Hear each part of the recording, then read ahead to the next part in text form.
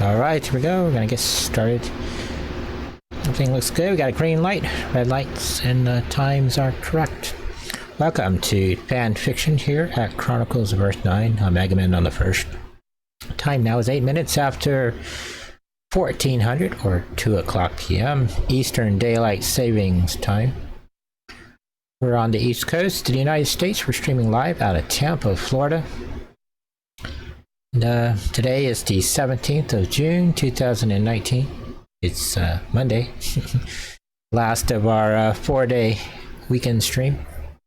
And the last workshop for the weekend. And then I don't know if I'm going to do a workshop tomorrow or Wednesday. I'll have to play by ear. But normally we don't schedule it. We schedule our hard video editing stuff for Tuesday, Wednesdays, and Thursdays. Because that's the time the computer's not being used. But here we go. We're going to get started. Make this bigger. We left off book 2. My notebook. Here.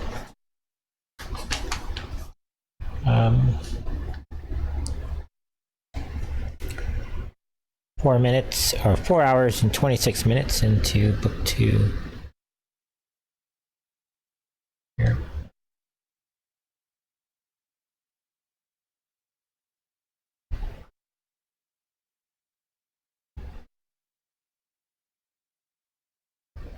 Diana's Journal, Tuesday, December 14th, 1943. This next section is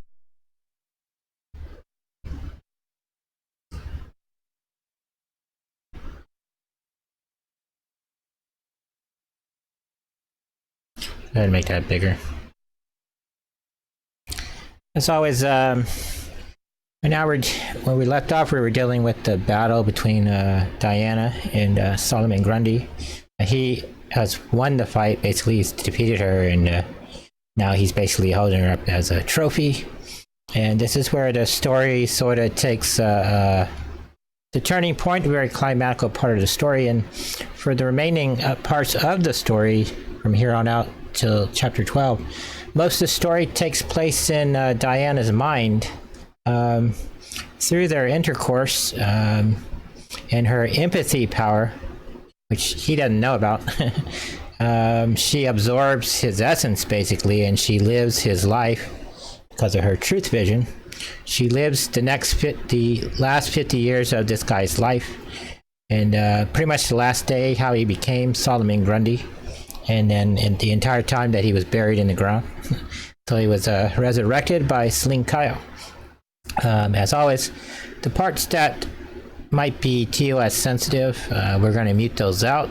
The story will still play. I'll still be able to hear it, but you won't be able to hear it on Twitch. But I don't know if they're TOS, if they are a TOS violation. I'm going to assume they are. But on YouTube, you can hear it in its entirety without any muted volume.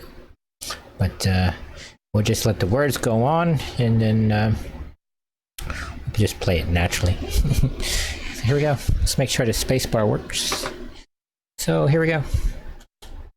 Is my account of the events that transpired as I had observed them. After Solomon Grundy had defeated me in combat by saturating my mind with his masculine pheromone musk, and after he debased my body by removing my Amazon corset, belt, and satin shorts with his monstrous rage for all the bystanders to see, and after he held my limped body high above his head by the small of my back with his right hand, with my arms, legs, and hair hanging lifelessly towards the ground, my nude body had laid helpless and arched over in his hand. I became his conquered trophy. He marked his territory by spraying his masculine seed all over my face for all to see. By my own hubris, my humiliation was made complete when he bound my arms to my body using the magic lasso that he had tied off using his great strength. Worse than that, my bracelets were now bound by magical fetters. Until I freed myself from his glory, the magical chains would bound my wrist for all eternity. Now here's where we deviated from the actual lore. We came up with different ways to weakening the hero, which differ a little from what William Marston did. I like the idea that you would bind her wrist, but the way we did it is they would be magical feathers, meaning Somebody didn't have to whip out a blowtorch, welding rod, and weld their bracelets together, which is a little bit easier in the story to do. And because we're a burlesque parody, we don't have to shy away from the sexual stuff. So in William Marston's original work, it was all key to her sexuality, and it goes back to his disc theory, which is dominance, inducement, subjugation, and compliance. And the lasso was sort of a symbol of that. But then in the late 1940s, early 1950s, the U.S. government cracked down on a lot of comic books or stuff they deemed offensive. And so a lot of those comic book companies ended up being sued by the federal government. So they had to change, and they developed a rating system because they were marketed to children. And a lot of times we see a lot of these political campaigns where they can't get the general public to go along with them. They always pull out the old, well, it's harmful to children, and they do it all the time, and it's sad. On one hand, the people who are like, it's harmful for children, they're always the ones who are using children for their own political gain, which, like in the case of cigarettes and the tobacco company, if you're going to make an argument that I feel as a writer, that if you're going to, your logic is that, well, you can't market products because they're harmful to children, right? But then on the same tone or like mine, you can't, because you are politically motivated to helping children, you can't use children to promote your political agenda either. It's got to be equal on both sides, right? You can't use children, period, is what it should be, right? And anytime anybody has to use, I think, children to win their little political campaign, I think it's sad that they do that, because you're now saying that we're no longer adults, we're going to be tyrannized because someone has children. And that's sad, because not everybody's a 12-year-old in the world. And all public forms of entertainment have to be saturated or filtered through the eyes of a 12-year-old, and that's, nobody wants that. They're not going to be children are not going to be 12 forever. They're only 12 1 year out of their life. If you think of all the people who are under 25 years of age, it's such a small population in the society as a whole. There are more people in the world that are 25 years and older, right? And I would think it's a larger demographic. And so in this, where we deviated, we tied it to, since there are angelico beings, immortals, and a lot of the acts they carry out are for, they do a lot of sexual intercourse with their chargers. So you couldn't have that as sort of a weakness. So one device that a lot of parodies do, especially in superhero and peril genre, is the heroine is weakened by sex. Basically, that's their weakness, basically. And to some extent, as an organism, if you think of it in sort of a biological sort of factor, that's somewhat true in most cases. I would think most organisms that are procreate through sexuality. Hold on, I gotta shut the air off.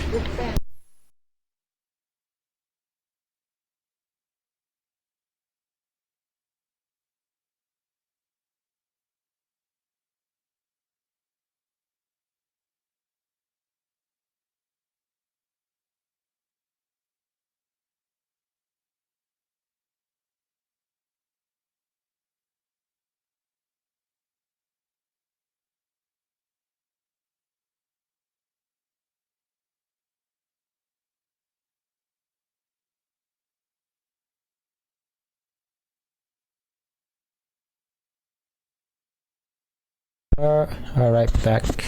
Sorry, some idiot keeps talking loud in the background and they won't stop. But we're just gonna go on. Every day the cameras come on, the same person has to talk loud every single day, and it's annoying. Anyway, let's go on. So, one of the devices a lot of people use in the superhero genre is they weaken them through sex. And so, I kind of liked that idea. However, we wanted to be a little bit better than that in terms of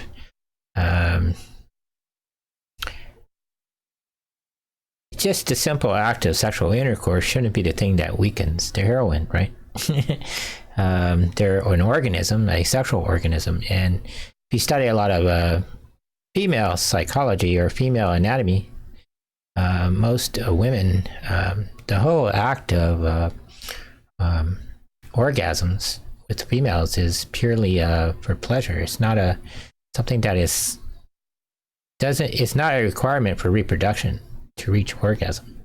Female can reproduce at any point in their cycle. And in the 14-day cycle, there's a 3-day period that the female can be impregnated in that time when they're perfectly ovulating. But and even beyond that, but within that 3-day window, it's more than highly likely. But they can still get pregnant outside of that. But as you get into that target period, it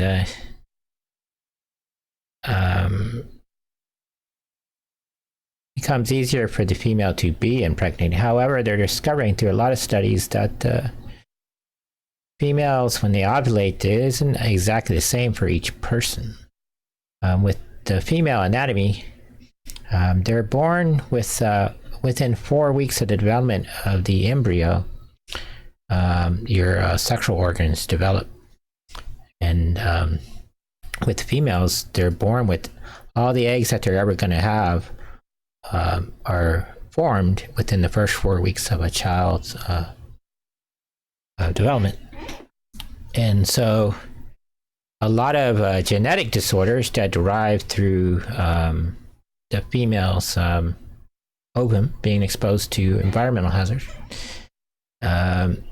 expose their eggs to harm from 4 weeks of development till the day they die, or till menopause, basically. And that's why we have females who are over, say, in their 40s or 50s, that are getting closer to menopause, as their eggs are more exposed to what they call teratogens in the environment. They're more susceptible to what are called under the DSM-4 TR, which is different in the DSM-5. They were called developmental disorders, but now they've all been grouped together in what they call the spectrum type. And the whole reasoning of doing that with the DSM-5 and the DSM-4 was, prior to the DSM-5, there was a big battle in psychology and psychiatry about how do they categorize a lot of disabilities. And one camp was the people who favored categories, and another group that favored what they call a continuum. And so one group sees, from a more scientific way, you should categorize things, separate it out as an individual, then you can study it. Where another group is more of it's all a one big continuum. And so different disabilities, especially ones that are comorbid, they share a lot of the same characteristics, which I believe that, in my opinion, DSM-5 kind of follows that line of thinking, but I think it goes too far. I think they shouldn't have gotten rid of the AXIS system, the DSM-4 TR. I think that was actually a really good system in terms of diagnosing people. It's actually, in my opinion, pretty good one. And then I think they should have not gone as far and not gone as far with what they call the continuum sort of thinking. And I imagine when they get into the DSM-6 and 7, it'll revert somewhat back to what the DSM-4 was. I hope. But anyway, in terms of our heroine here and how they're weakened, because we're making them immortals in the story, we have to find a way that other people could defeat them or weaken them. And in my thinking, I would think it'd be more of even though they're immortal, they're organisms that live in the environment of the universe. And so there has to be things in the universe that is harmful to them, won't necessarily kill them, but will incapacitate them. And we invented the omega particles as one of those, which Apollo explained early in the story. And but the omega particles themselves won't harm the immortal. They have to be tuned or refined in a way that each immortal has a specific frequency that if the omega crystal or omega particle is tuned to, can affect them negatively. In her case, because she's in her human form and she's also an Amazon, and she's a goddess of justice. One of the things, because of her empathy and one of the things she's susceptible to is chocolate. And why is that? Is because she's far more sensitive to the environment than other people.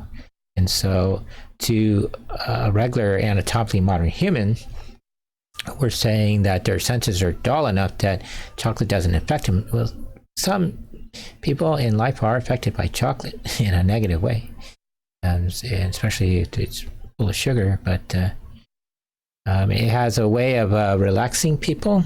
And so we're going to expand on that with our heroine, and it sort of supercharges, it kind of makes them intoxicated. And if she can't use her mind, control her mind, then it creates a dangerous situation for her. But the problem that arises is why she uses her mind to weaken herself in the environment. So if she's having intercourse with a guy and he knocks her out, right, she loses consciousness, basically. Her body is going to revert back to its innate state, which is, it's going to harden up to her, which is a Titan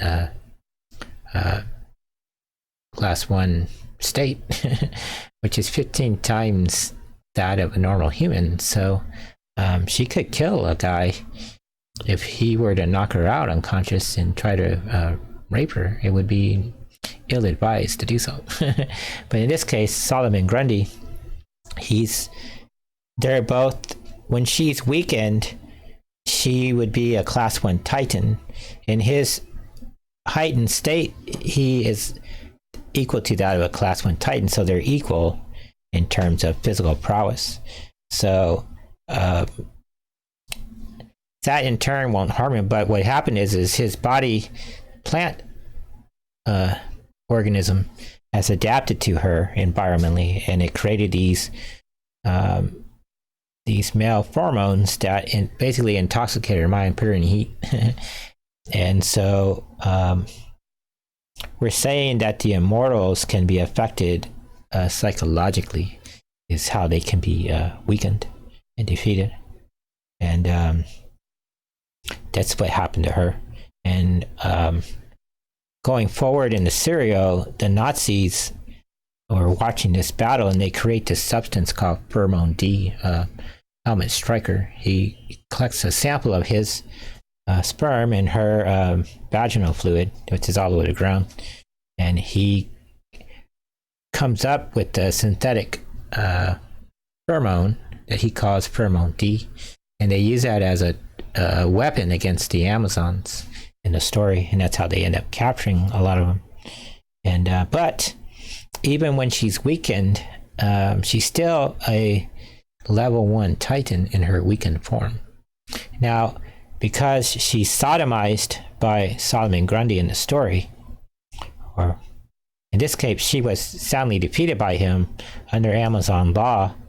If she's defeated in battle by a male, she becomes enslaved to the male, and he either has to let her go, emancipate her, or she has to kill him, basically.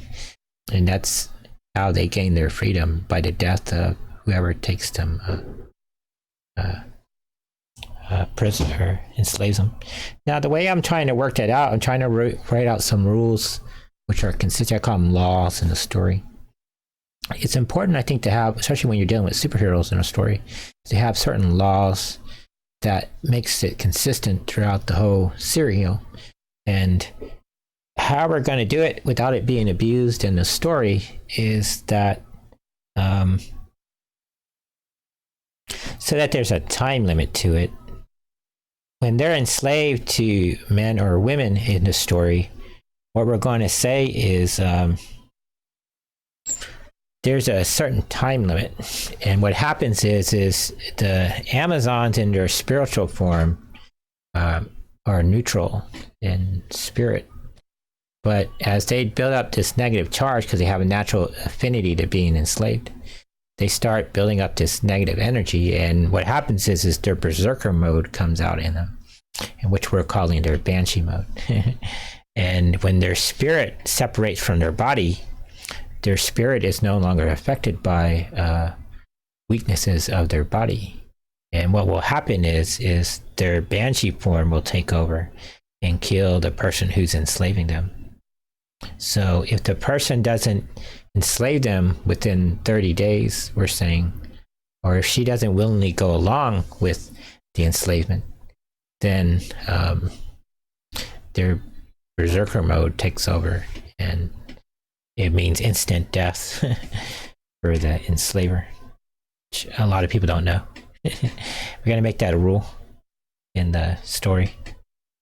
But anyway, so our heroine is been defeated by Solomon Grundy. And go on and play it. There we go. Make sure this is here. Apparently, goddess Themis, who was a feminine spirit and a female god. Okay, we're saying because goddess Themis is part of the lasso, she's affected with it too. Now, several different ways we're going to go with this. I'm going to try to play it by ear right now, but we want to make it so that the lasso can be used to trap the Amazon because it's unbreakable. But we're going to make it a rule in the lore that only the angel themselves can control their own lasso. Like a human being can't command the lasso. A mortal can't command the lasso. But also the lasso, her lasso, is a living thing. So the will of the lasso can choose to do what it wants in that case. It's not an inanimate object, which a person just can't simply pick up the lasso and force her to tell the truth, because her truth vision is an innate ability to her. So that's where we're sort of deviating from the original lore. We want to keep the lasso as a device for dominancy and inducement, but we want to regulate it in a way that it's not can't be abused in the story. And that goes back to a lot of early comic books where every episode people were binding her bracelets and then capturing with her own lasso and stuff like that, which I think she can be ensnared by her lasso, and she was ensnared by her lasso in the first story, but it didn't affect her as the people thought it would, and she was just going along with their ploy so she could learn who all the people were, and they didn't realize that rope was a living thing, and so they just thought it was a dumb object. And that's how she ended up getting free. So anyway, let's continue on. Goddess, was made helpless with Solomon Grundy's pheromone musk in much the same manner that had rendered my feminine body helpless. This mindless hulk had used our strongest asset, our feminine nature, as a weapon to defeat us soundly. The magical forces that reanimated this undead man had made sure he was armed with the sacred knowledge to defeat the champion of the Amazons. He tied my arms by the lasso many times along my biceps so that my elbows and forearms were secured tightly to my torso. He had tied off the end of the lasso to my neck that made for a crude leash. Now, the end of the leash he held in his left hand. He used it to lift my beaten Amazon body by my neck and my arms in the air like an ornament, the unbreakable lasso bound to my will. And now that it was bound to his will and could be made to any length he conjured inside his mind, I laid in his monstrous arms helpless to escape. My unbreakable body, mind, and spirit were made to orgasm on top of his monstrous sexual organ many times this night. The street below my feet was saturated with a pool of my sexual fluids that poured endlessly from my sexual cavity. Because he was now my master, he could command the lasso of truth by his will. Solomon Grundy did not have to utter a word to command the lasso. The lasso would obey his thoughts and his instincts. Because he wanted me to be helpless in his feral mind for sexual intercourse, I could only watch as a spectator as he tamed my spirit by way of many forced climaxes. With each orgasm, my body grew weaker, my energy fading with each climax. Likewise, his energy supply had increased as he fed on my spiritual bioenergy. He had continued to seed my uterus with his monstrous semen. I laid in his arms like a small child upon his monstrous body. By tradition and by curse, when an Amazon had been defeated in battle and had been raped by her male conqueror, she had become a slave to the man. Like Penthesilea had been made a helpless slave to Achilles by being defeated by him, all my powers and all my immortal gifts were now tools for this mindless hulk of a man, a mindless hulk of undead being that had no will of his own. For a half hour, the beast had his way with my body, mind, and spirit. I laid in his arms with my anterior side facing his anterior side. On display in the street outside of the Iceberg Club for all to see, the Wonder Woman had been conquered and defeated by this monster. My 5 feet 9 inch nude body had been held in place in front of his 12-foot massive frame. My feet were not able to touch the ground, and my legs just hung to either side of his massive. I'll mute this part out.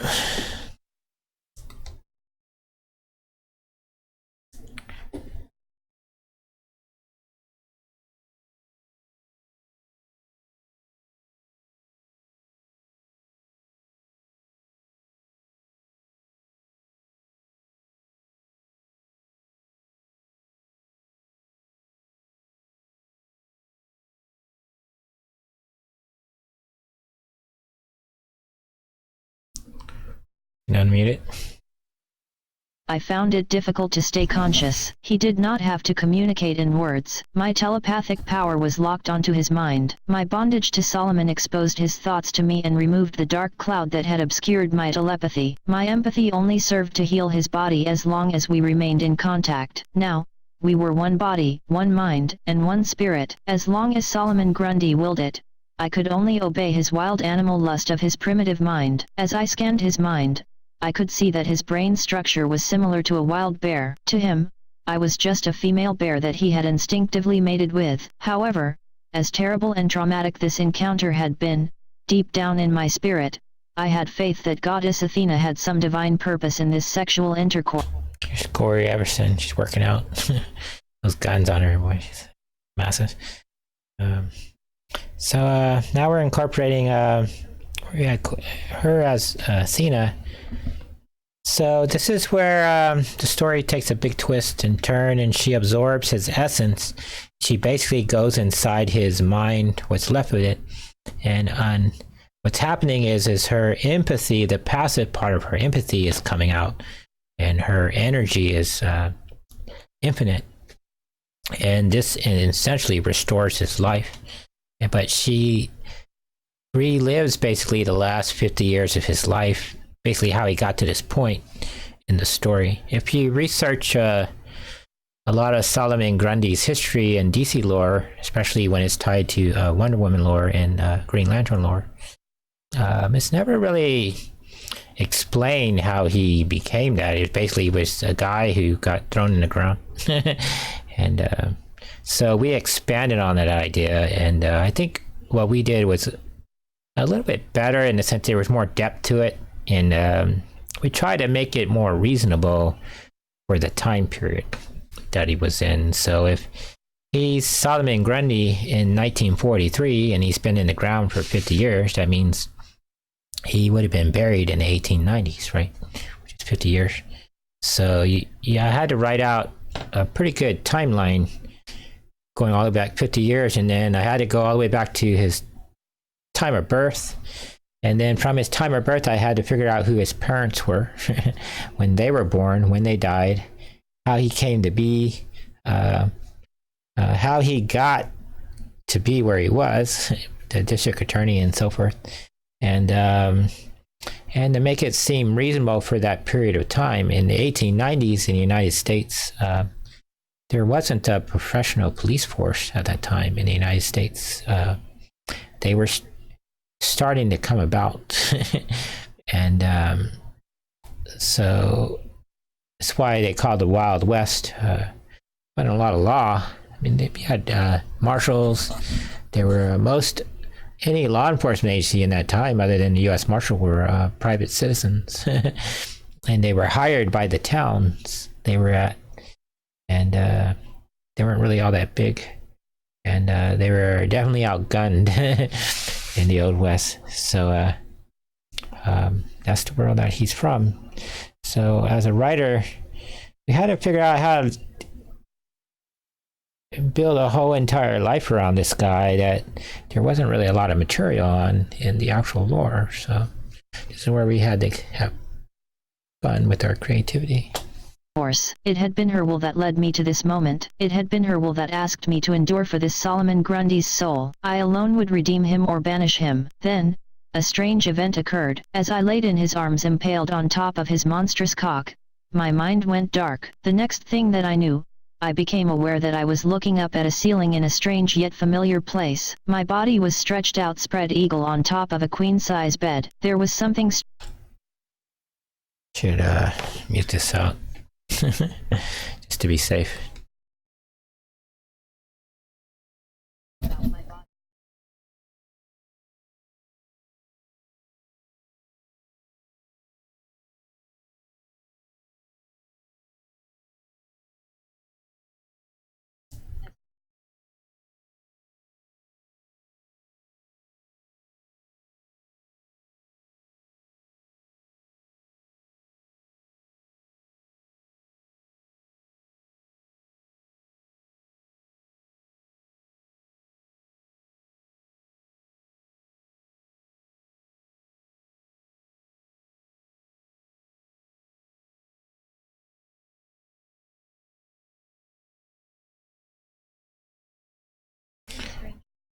So they kind of put this in context for the people that can't hear what's going on, and we can read it.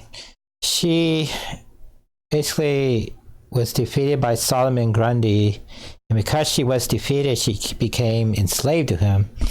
And by being enslaved, she basically they had intercourse together, and she in turn became his wife.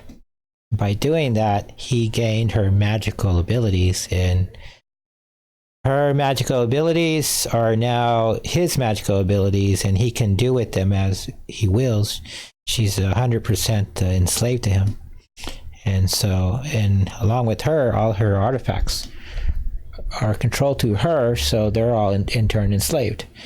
And so, as he's continuing to rape her, and she's losing consciousness, her empathy takes over and she absorbs his essence, basically. And what happens is she loses consciousness and she wakes up and she's having sex with, basically she's in bed, and now she's in the body of Cyrus Gold here. She's a man. She wakes up as a man, and he's having sex with her mother, and she's like, oh my God, what's going on? And I thought it would be funny that the daughter wakes up and she's having sex with her mom in this guy's, she's basically in this guy's body is what's happening. And she didn't realize these two were lovers, and they were working together to get information on what happened to Joshua Wayne, who killed him. And that's what Paula was trying to do. And that's where we're at this time.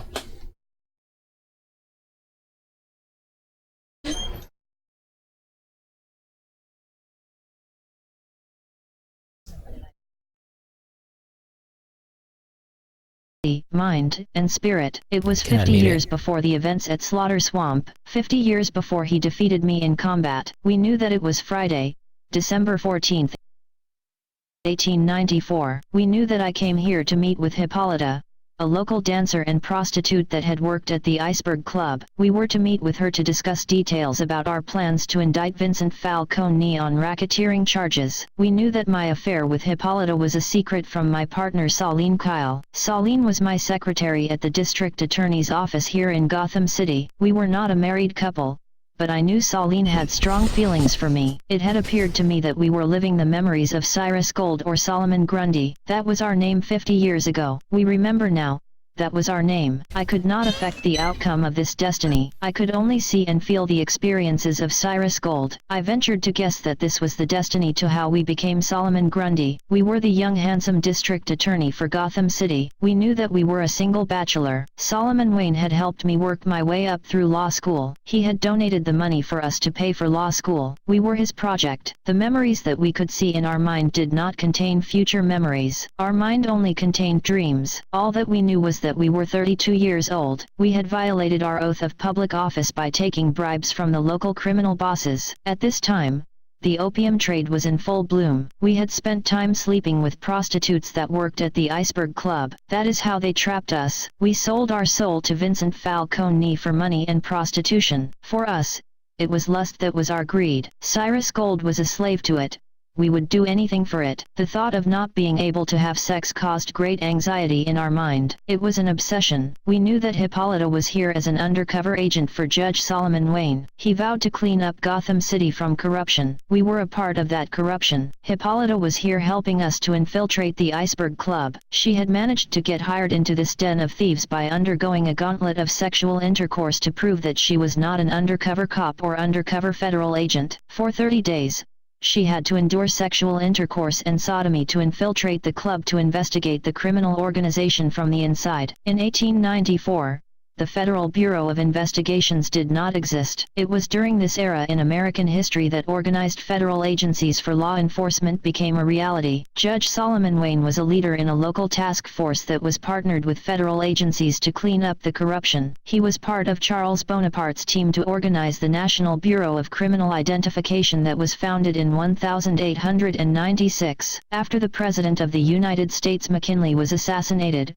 President Theodore Roosevelt created an organization with the U.S. Attorney General Charles Bonaparte. On July 26, 1908, this would be renamed the Bureau of Investigations or BOI, and later in 1935, would become the Federal Bureau of Investigations. Solomon Wayne's role in this was to rescue the women who were part of the white slave trade, and Gotham City and the Iceberg Club were at the heart of it. Cyrus Gold was looking for a way out of his problem. Judge Solomon had made a deal with Cyrus, help gather evidence on Vincent Falcone and he would be granted immunity from prosecution. And this is how he came to know of Hippolyta. When we met about a year ago, she was working as a waitress in this cocktail bar here in Gotham City. At the time, we had met Hippolyta at the Iceberg Club. The club was owned and managed by Theodore Cobblepot. He was a strange man. He was medium height and not very large in stature. I would put his height to be around 5 feet 7 inches. Despite his outward facade, he was a kind man. He had been a wealthy man in years past, but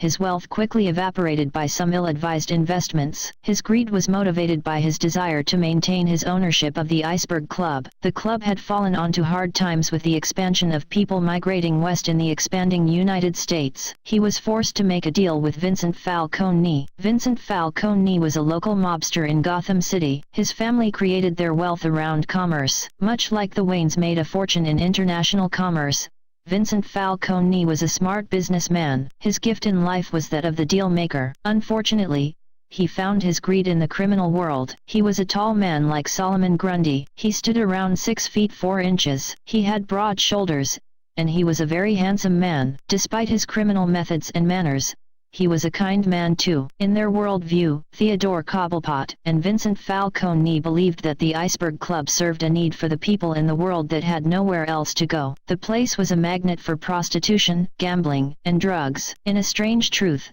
the brothel served a rare economic outlet for women at the time. There were not many places that single women could find employment. Even if she had managed to obtain a college education, there was not many employment opportunities for the modern woman other than secretary, laundress, and seamstress. In these days, Hippolyta ventured around the Americas by traveling from town to town and sharing in the experience of the mortals. In her travels, she routinely posed as a singer and dancer at local clubs. Occasionally, she worked as a prostitute. You may think that this was odd behavior for the queen of the Amazon, but Hippolyta was not the sit-around-the-throne type of a queen. Like god Zeus would routinely walk around in the shoes of the immortals, Queen Hippolyta found real value in the same behavior. For Hippolyta, she felt that to understand the life of the modern woman that she needed to live like one. At this time period in history, electric power was not yet widely available to the public. Gotham City's economics were mainly based on gas lamps and chemical methods to supply energy demands. People still rode horses and used wagons for mass transportation. The railroad was the modern marvel of the day. This was a stark contrast with the advanced technology of the immortal world that I grew up with 2,800 years ago. Our world had starships,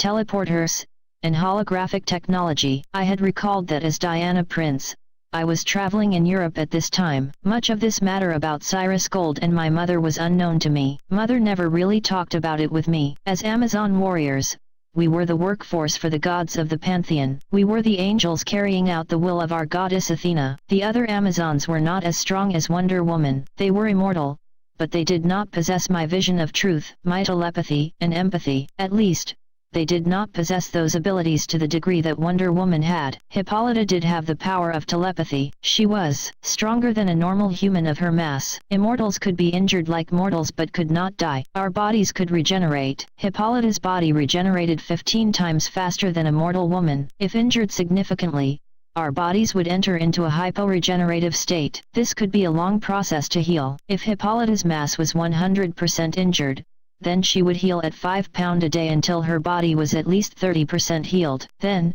she would heal 2 times that rate per day until she was 60% healed in body mass. Once above 60%, her body would heal at 10 pounds a day until 90% of her mass was healed. At 90% healed, her body would heal at her normal hyper-regenerative state, or 15 pounds a day. The Iceberg Club was much the same today as it will be in 1943. It had a large service area on the ground floor and second floor. The third and fourth floors were reserved for the prostitutes. On the fourth floor of the tall building, this is where I had found myself this night. In the year 1894, 4 stories was the limit of technologies in contemporary building projects. I had known through Hippolyta that the Falcones group used powerful magic. I was told that they could watch and hear our every actions. As a 19th century man, I found this hard to believe. Magic in the 19th century Gotham, how silly, yet how real. Vincent Falcone had been a crime boss in Gotham for about 10 years, and I was powerless to sense who provided him with that magic. I could only assume Kirky or Ares, but they had not revealed themselves to be actors in this epic play. Even in 1943 Gotham,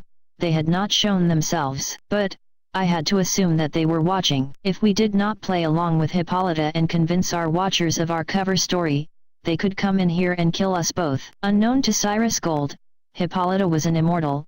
He naturally thought that she was a 25-year-old woman, so we felt fear for our lives. I learned that on some level of consciousness that Cyrus hated the fact that his actions had led to Hippolyta's prostitution. The emotion of guilt strangled at our heart muscles. This noble woman had endured so much to help set us free from this criminal tyranny. She was not being paid for her help. I could feel that he had loved her with all his heart, and, for every day that she would endure, then he would be there to endure it with her in heart and in soul. With hindsight, I suppose that Hippolyta wanted to stay near us to make sure that we were not harmed by the evil mobsters. Hippolyta used our sexual intercourse to get near me to communicate. She used a written pad of paper and wrote in stenograph. She knew that as an attorney, I was knowledgeable with using stenography. Do not be alarmed, young Cyrus. Do not talk in voice. They are watching and listening to our every actions and words. We must perform for them this night. Can you see the crystal orb mounted in the ceiling? It is a soul stone. They are used to monitor people's actions from afar, and it obscures my telepathy, Hippolyta said. Through Cyrus Gold's mind and eyes I could read his thoughts and watch his actions. We responded to her note. Do you think they will consider us passing notes to be unusual for a sexual encounter, Hippolyta? Cyrus asked. We have to risk it this night, young Cyrus. Also,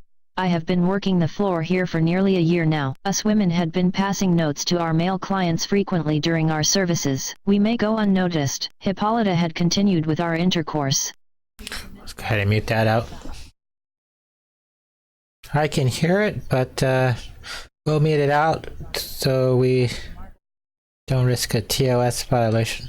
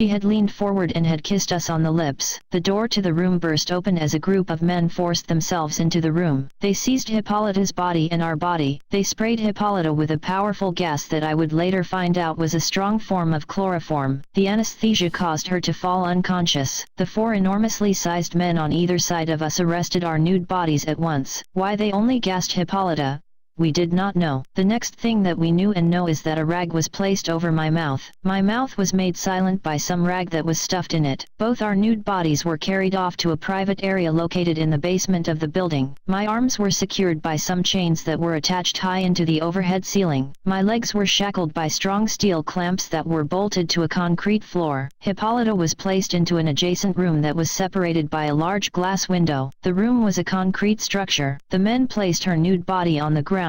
Then, they placed a chain on her bracelets. They welded the bracelets together with the chain links. The other side of the chain, they bolted to a steel pole that was sticking out of the floor. The pole stood about 3 feet out of the ground. Then, they placed a strange glowing crystal next to the pole. Unknown to Cyrus, the crystal was an Omega diamond crystal. Omega crystals were a rare element found in the immortal realm. When tuned to the correct harmonic frequency, they could render an immortal helpless.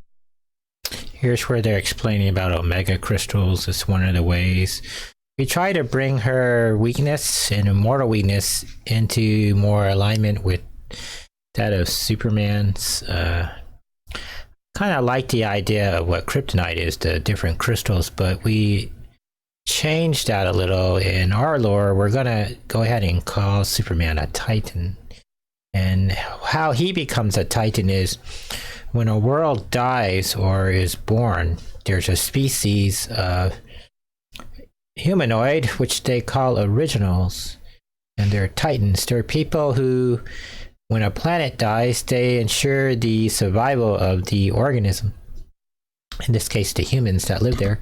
And because Krypton was destroyed, or going to be destroyed, he inherits his Titan powers come to fruition. But the problem that Kal-El has is his true Titan powers won't come into being until he dies. He has to die a mortal death. Kind of like Hippolyta. Until she died, her immortal powers didn't come into effect until after she died. But because his planet's been destroyed and he's one of the last few survivors, and any of the few remaining survivors of Krypton, because it's such a small population of people, a couple hundred people, they all, by natural law, inherit the Titan abilities to survive. And how kryptonite works, how we're saying it works, is kryptonite essentially is an Omega crystal, and it's tuned to the frequency of Kryptonians. And where it differs in what affects her is because she's a full immortal. It affects her differently, meaning it has to be very specific frequency. Why Kal-El and other Kryptonians are affected by the broad range of kryptonite is because they're still mortal. they're not immortals yet, and because they're immortal, they're affected differently. And as he becomes more immortal, at some point when he becomes immortal, and as he ages, for every 100 years that he ages, he gains strength. He can still be weakened by it, but he is going to grow stronger for every 100 years that he lives, kind of like Diana has lived for 2,000 years. And she's affected by the Omega energy, but when she merges with the symbiote and they become Roxy's symbiote, she's not immune to that. She's not affected by that anymore until she separates out and she's in her regular Amazon body. That is affected, but when she's a symbiote, and she's no longer affected by that because she's what we're calling an evanescent spirit. She can transform her spirit into elements and stuff, and so she's no longer affected by those type of things in that form. When she separates from Roxy and she's just walking around as Athenata, she can be affected by that. So we narrow the scope at which our Titans can be weakened. And we have a stricter guideline as to how and what would occur than what had occurred in the history of the lore in DC Comics. So this is where we're different. And this is where that's being explained for the first time in our lore. Yes, apparently, these villains were aware that Hippolyta was an immortal. No doubt they were given this information by Ares or Kirky. Mortals did not have the technology to forge such an element. The Omega particles had a natural property that could separate an immortal's link to the spiritual realm. Essentially, it would de-energize the immortal from their power source. After the men secured Hippolyta to the steel pole with the chain, they shut the door to the room and sealed Hippolyta in her cell. Next, the men focused their attention on us. First, they had begun to take turns punching us in the stomach, chest, and groin. For 20 minutes or so, we had to endure the beatdown. As time went on, we speculated that they were only trying to get our attention. Their attacks did not break any bones or cause any severe internal trauma to our body. After they completed their beatdown, the door to the room opened and in walked a group of people. In the group of people that had walked into the room, we could only recognize two of them. The first was Theodore Cobblepot, the other man was Vincent Falcone, and the woman was Goddess Kirky. Cyrus did not recognize Goddess Kirky, and I could not tell him. The three strolled into the room and walked over to the area where my body was fettered to the ground and ceiling. The woman walked over to the window and peered into the cell that housed Hippolyta. She had found amusement at seeing Hippolyta bound by chain to the concrete floor. "Are you pleased with the turn of events, my queen?" Falcone asked. "Yes, I am very pleased." 4 months. So now we're finally getting to meet the antagonists in the story. How they were in 1894. Get to meet Kirky. We get to meet Vincent Falcone and Theodore Cobblepot. The Theodore Cobblepot that we met in the 1940s is the son, Theodore Cobblepot Jr. And I had not yet casted the senior Cobblepot, and what I wanted to do was, we had Burgess Meredith be the grandfather, Theodore Cobblepot, and then we'd have the guy who played Alfred in Birds of Prey, something Abercrombie. He would be Theodore Cobblepot Jr. And then when you get down into the Oswald Cobblepot, you'd have the actor who plays Oswald Cobblepot now in Gotham be him, and then the older Cobblepot would be Danny DeVito, because he played him, the Penguin, in Batman Returns. And so I kind of wanted to keep that in the lore going forward. And be a nice homage to it.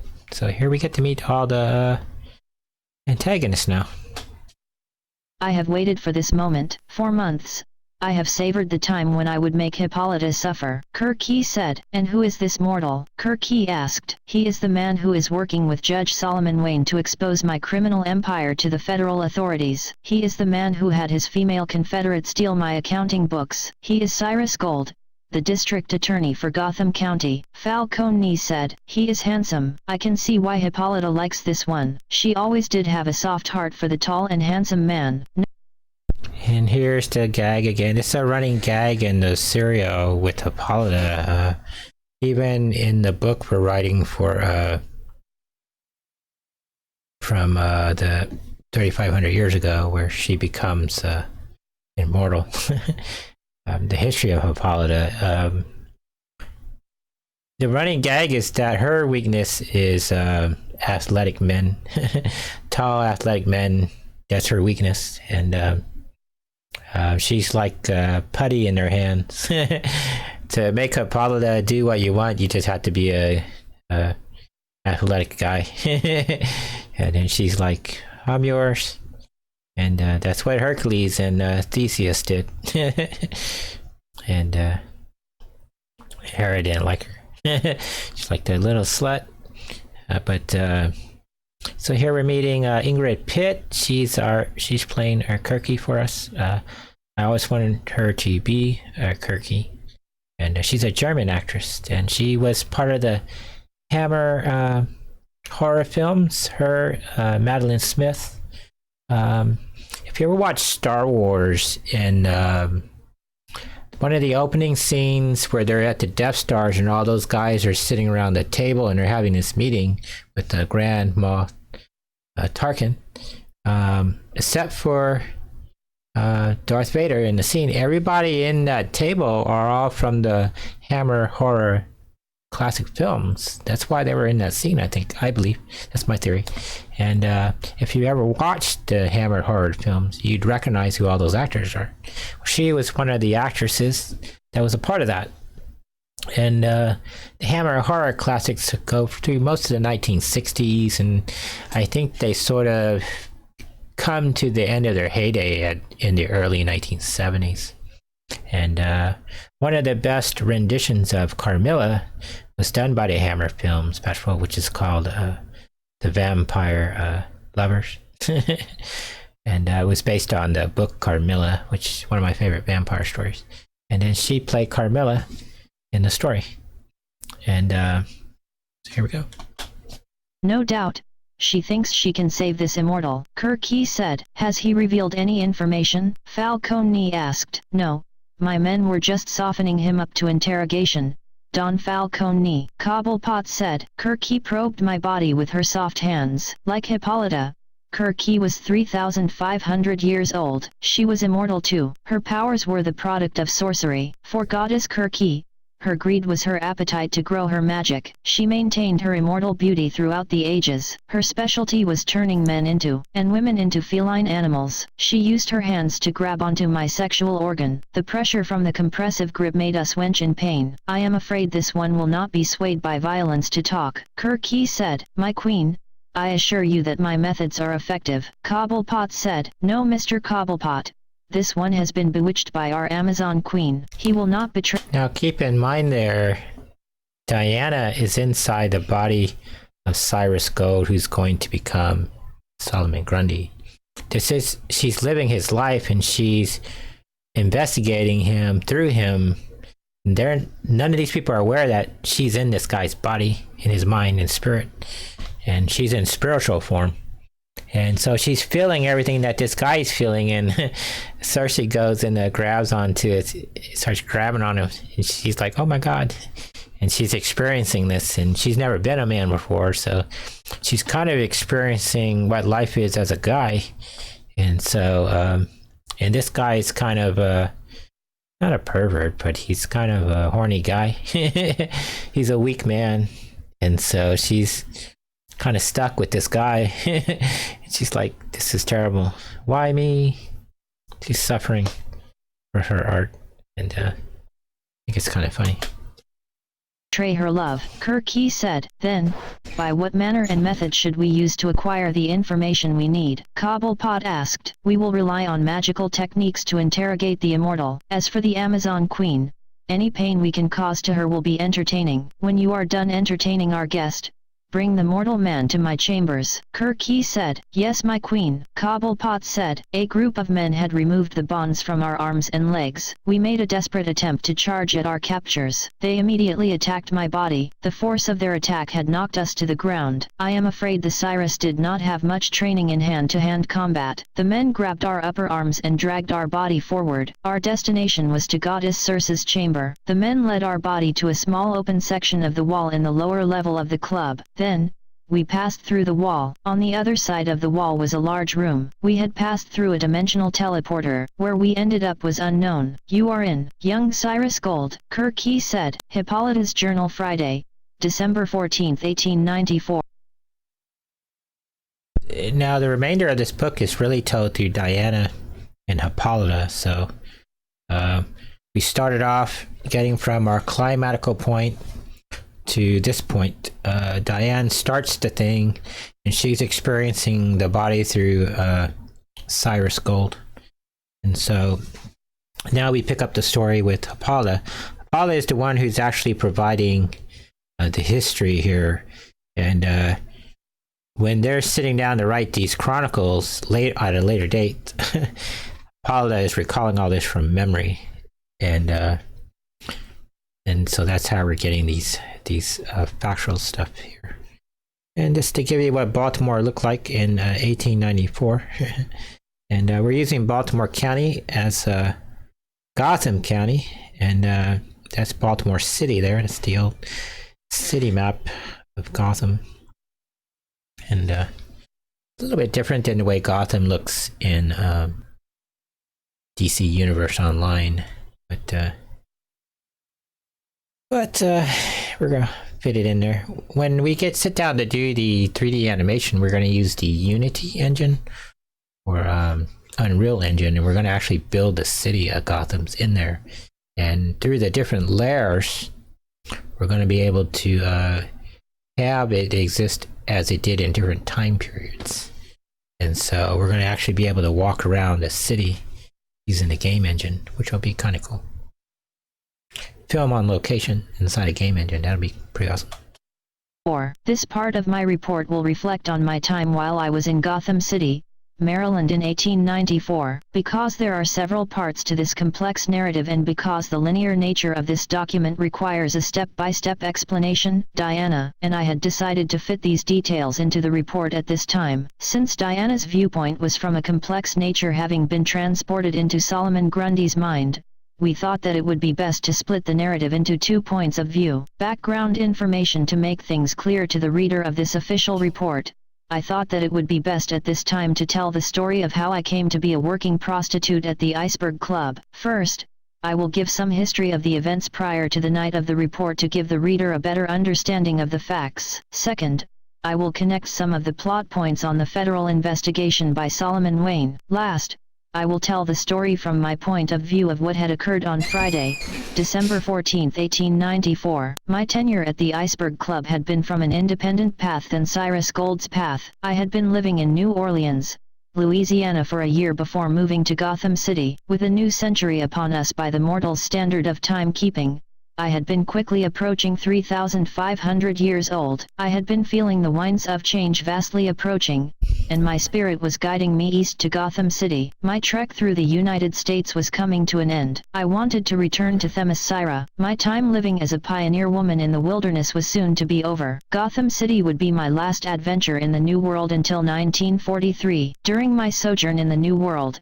I had come to learn and had come to know many people. My mission was to study and learn about the life of mortal women and to help guide them. During my long stay, I went to a mortal college in Maryland known as the Gotham Medical School in the late 1850s. During the 19th century, it was almost impossible for women to attend the college and become doctors. But after a long process and after completing many tests, I was admitted to the college. Because I was a skilled medical physician and a medical surgeon in the immortal realm, it was not difficult for me to graduate from the school. Immortal medicine was far more advanced than the mortal medical practice in the 19th century. My travel in the New World throughout this 100-year period found me employed as either a doctor or a prostitute. In some towns, I was both a doctor and a prostitute. This mission in the New World brought to me the understanding of prostitution. In my world, the immortal realm, prostitution was not considered a crime or immoral behavior. When the pagans ruled the world thousands of years ago, sexuality and pleasure were considered normal acts between men and women. Since the last dark age in Europe, note, there have been... So there, see if we can go back a little.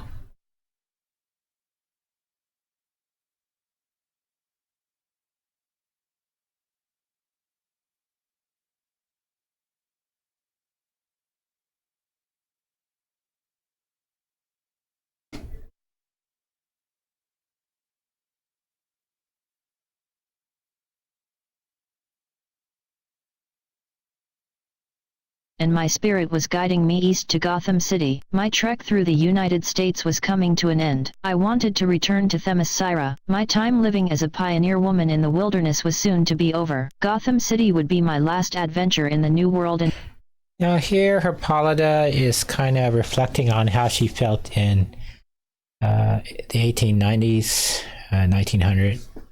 Both her and Diana returned to Themyscira in 1900, 1901, and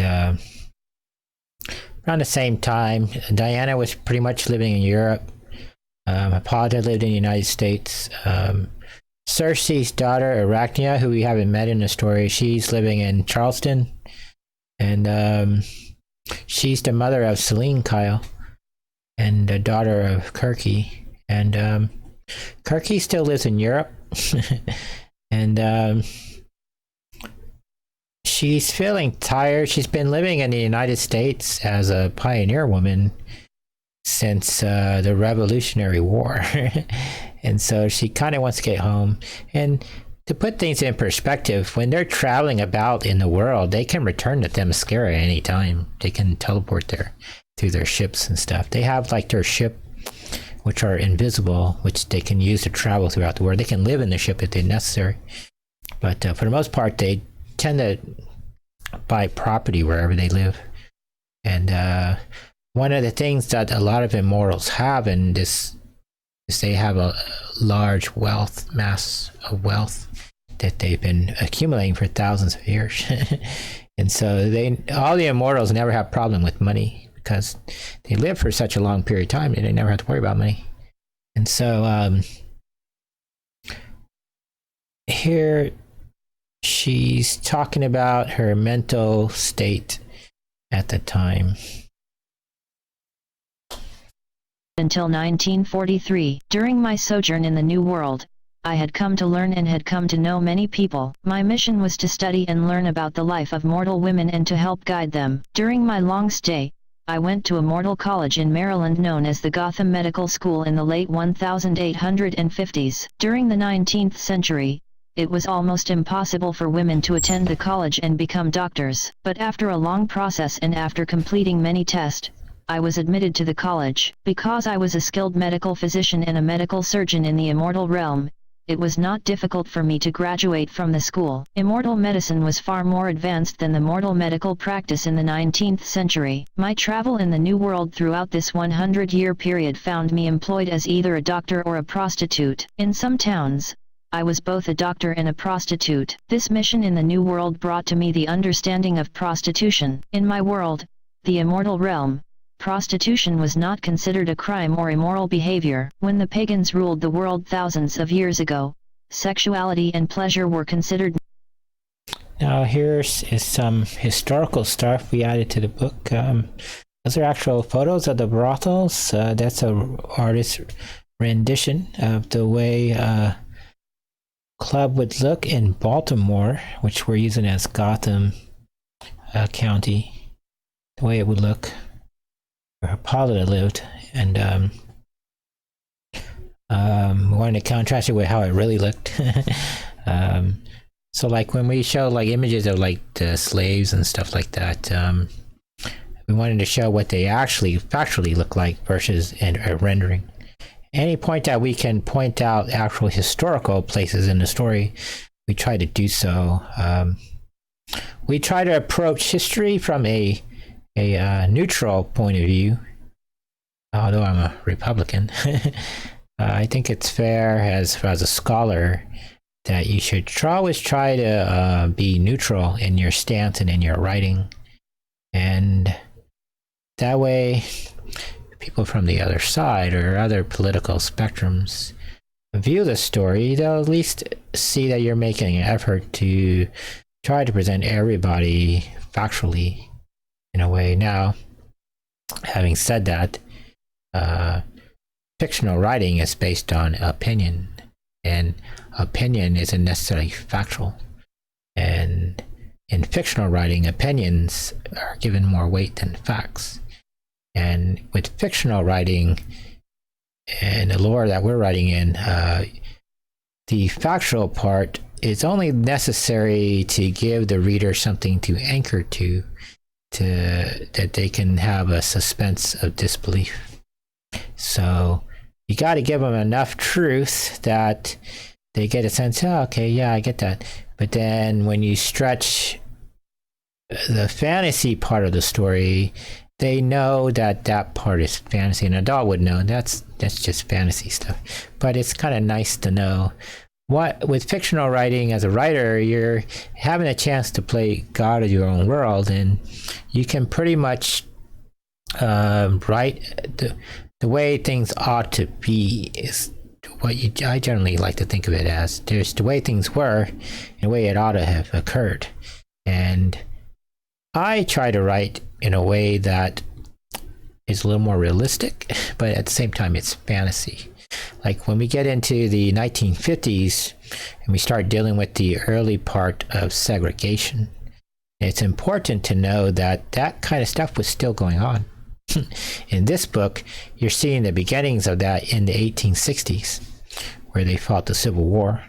And when we get into Paula's stories, since hers are more Western-based stories and they go through all the 19th century, we can deal with those subjects head on. One of the forms of bigotry, other than racism, was, I don't know what they call it, sexism, because women didn't have the right to vote until 1920, and women didn't really have any rights in the 19th century. The African Americans, they gained their independence in the 1960s after the Civil War, but it wasn't like when they ratified the Constitution, everything occurred overnight. It took almost 100 years for it to sort of improve or get better, and even then it wasn't a sealed deal. It took a lot of pain to overcome, a lot of violence to overcome all that, which we're going to review all that in the upcoming books. But in this story, we're seeing the beginnings of those, we'll call them phenomenons, for a simple word, but and we're going to get to experience that through our angelical characters here. And one of the things that a lot of women were a part of, not all women, but a lot of women, were brothels. And the concept of brothels in the United States, people might be, oh my God, but they were pretty commonplace in the United States. Much of the American history was based around the concept of the brothel. And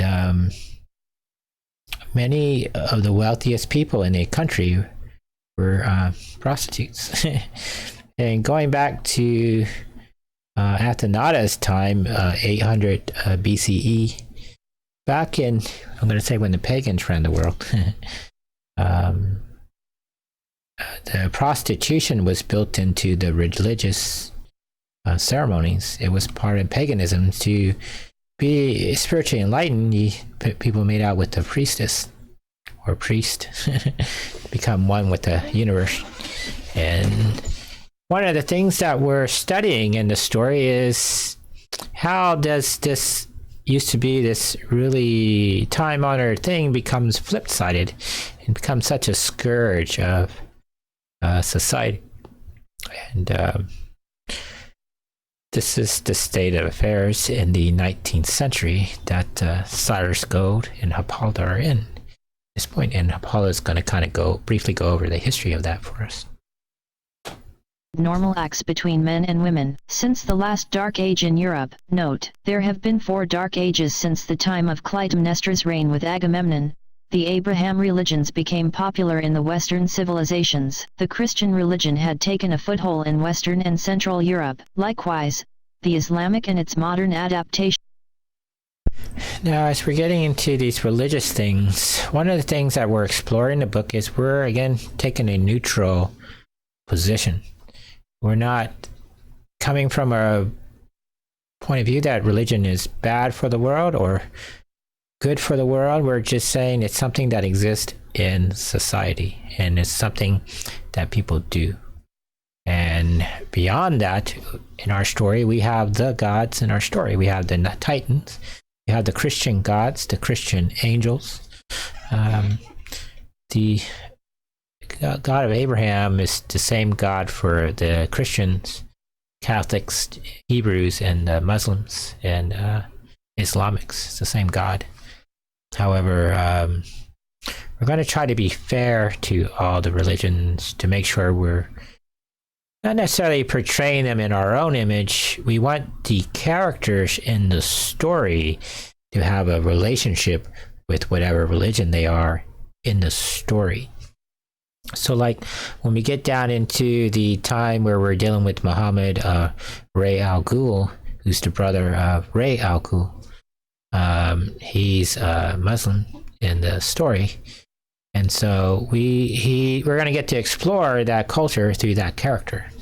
And whatever prejudice that character may have, it's not necessarily a reflection on the entire culture that he's a part of. And so when we're exploring the world through our angelical characters, it's not that all immortals share that ideology. They have very different individual opinions. And so even between Hippolyta and Athenata, there's variance in what a hedonist is, and what constitutes a marriage or not a marriage. It's up to the individual to decide. That is what hedonists believe. And as we deal with more of the Catholics and Christians in the story, the Protestants and Catholics, we're going to get to deal with that. Now, in the book with the pirates, because it deals with the Italian wars, that's actually the time that Martin Luther lived. And it was the time that Protestant religion was coming about and causing problems for the Holy Roman Empire. And what becomes the Holy Roman Empire, the Catholic Church, and the Spanish Empire, the French and British at the time. And so, but I wanted to point out here, where we're talking about the religions, we're just simply identifying them as a phenomenon of history. And these characters that lived through that history, they're recalling it from their own memory and experience. And it's not something that they read about in the story. So let's continue.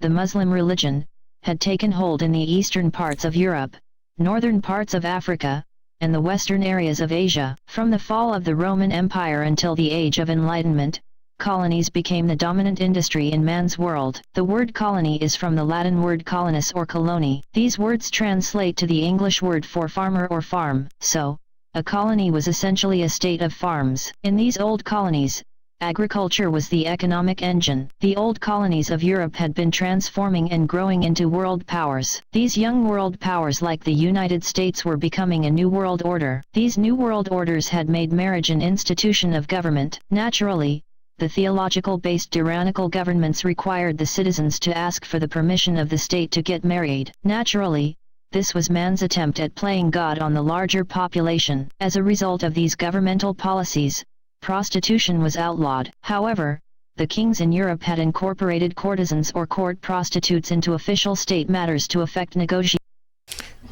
That's the image of Veronica Franco from the movie Dangerous Beauty. It's a book, 2 books based on Veronica Franco, who in our story is a friend at Athenatus. And she named one of her daughters after her. And we're going to go into her history a lot, and it's one of her books.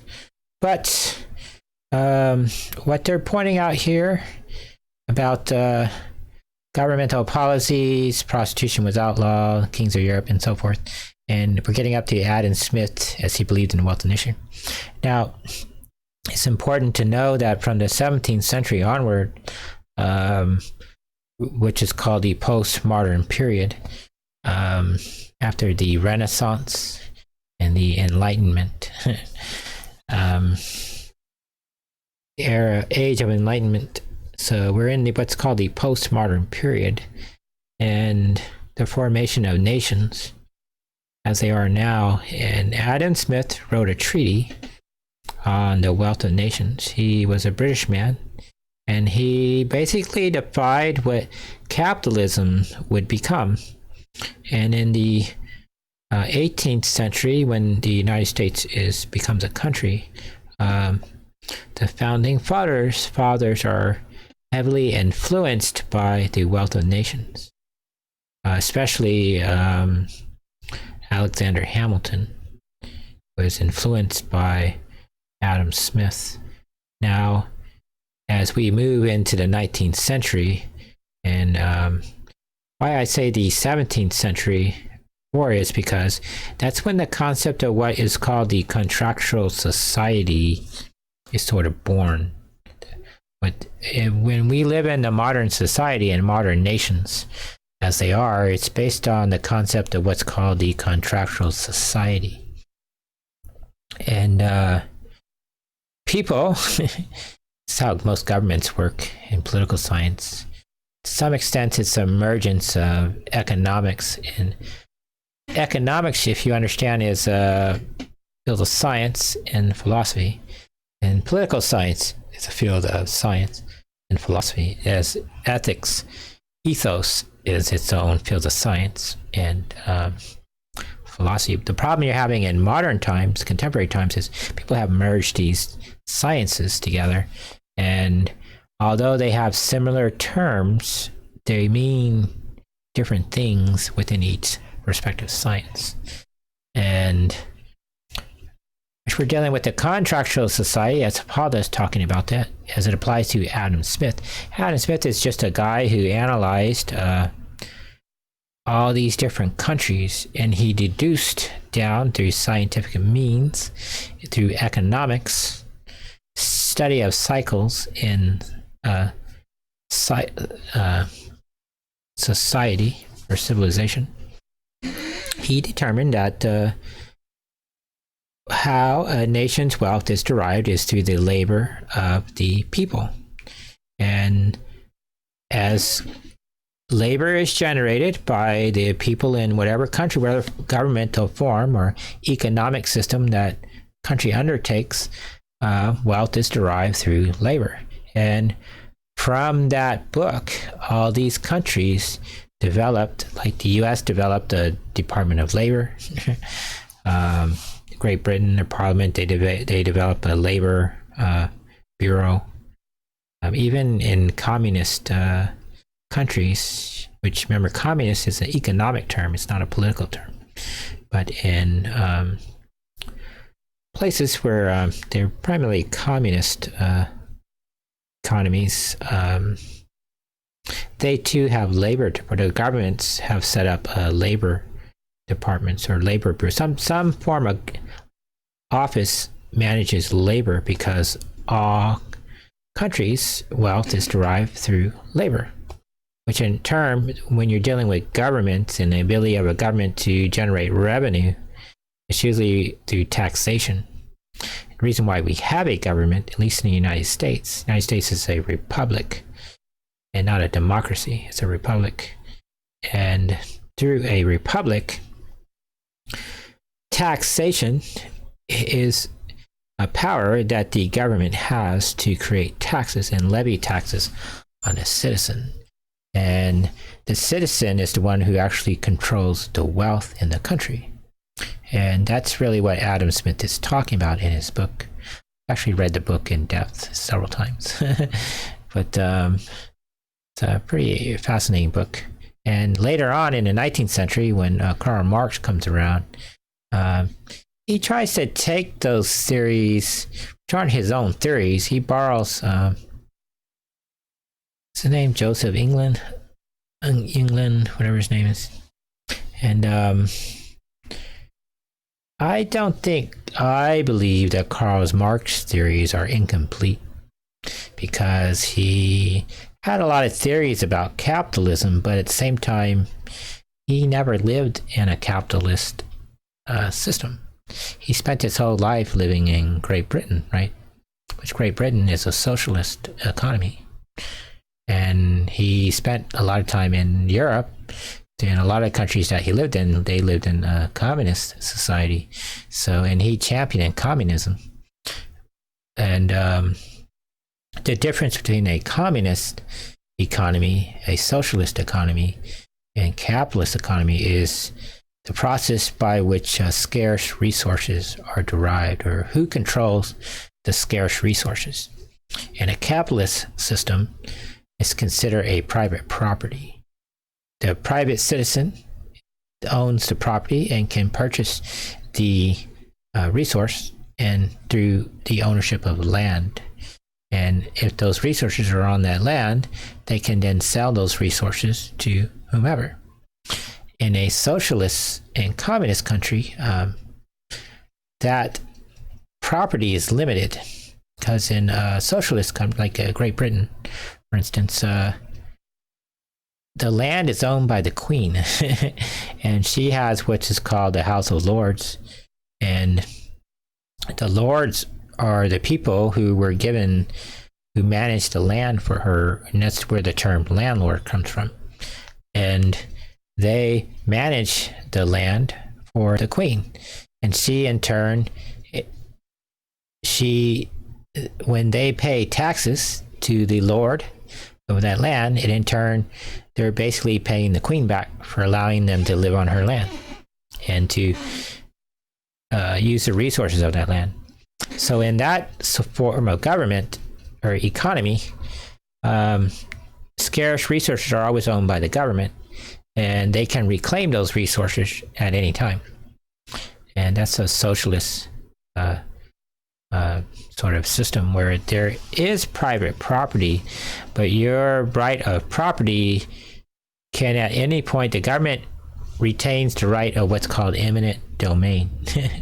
That's a key word. Now, in a communist economy, there isn't any private property. No one owns anything. The government owns everything.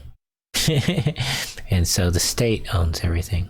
And so the state determines what job people have, what jobs people do. The state determines what kind of education you're going to get, which in a capitalist society, though there are government schools, the way it's designed to be set up is they're supposed to be private schools.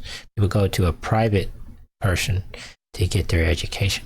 You pay the teacher directly for their time and services, as any service. And so in the US,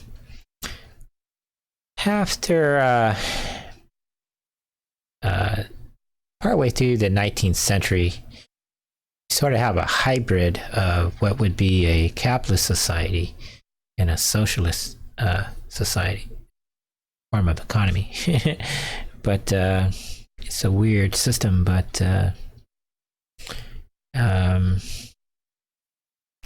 that's really how things work in the United States. It's kind of a tug of war between people who are capitalists and people who are non-capitalists. And that makes sense in the United States because although the government acts as its own sort of method by raising revenue, the economy in the United States is independent of the government. So like in the news where you hear people talking about the economy in the US, it's a separate entity. What controls the US economy is the people, not the government. And that's different than other countries. And so this is what Hippolyta is explaining here in this story. Negotiations and foreign policies. In the New World, all men were created equal. Unfortunately, this policy did not include women, so, in 19th century America, the frontier woman found herself in need of money. In the modern contractual society, money was the method that people exchanged for their labors. At least, this is what Adam Smith had believed that in The Wealth of Nations. In the 19th century, in the Gregorian calendar system, steam power and machinery began to slowly replace agriculture as the dominant industry. The manufacturers of the New World and Old World began to acquire great wealth and great power. The world was being divided into the Republicans and the Democrats.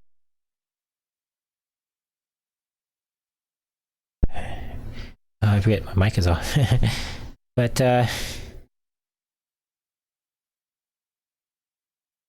see. I'm going to assume that my mic is off. What Hippolyta was explaining to Adam Smith there was this chart. This chart was derived by Aristotle in 300 BCE. And the way the chart works, this applies to political science and not economics. So on the right side of the chart, you have what's called conservative. And on the left side, you have liberal. And all the terms liberal and conservative means is conservative is right side, liberal is left side. The independents are where the center line occurs. And this is how people are generally grouped in sort of political leanings. This is kind of a crash course in political science for our readers. So, your system of governments that's set up under liberty and the rule of law are generally three. You have what's called a monarchy, aristocracy, and republic. Monarchy, usually there's one leader, and then they have like a parliament and so forth. But the leader and the citizens all have to obey the rule of law. And in the immortal realm, it's kind of a monarchy. It's really an aristocracy because you have the Council of Elders, which are the primordial gods. The primordial gods don't actually run, they don't sit down and legislate. They run the universe. And then below them are the Olympic gods, Titans, and they're really the ones running the day-to-day operations. And then our angels work for them, basically. They manage the universe. And so, which is really an aristocracy. In an aristocracy, you have a small group that makes the decision for everybody else. However, they still have to live under the rule of law. And then you have a republic, which the United States is a republic. And that's where you have the people own everything.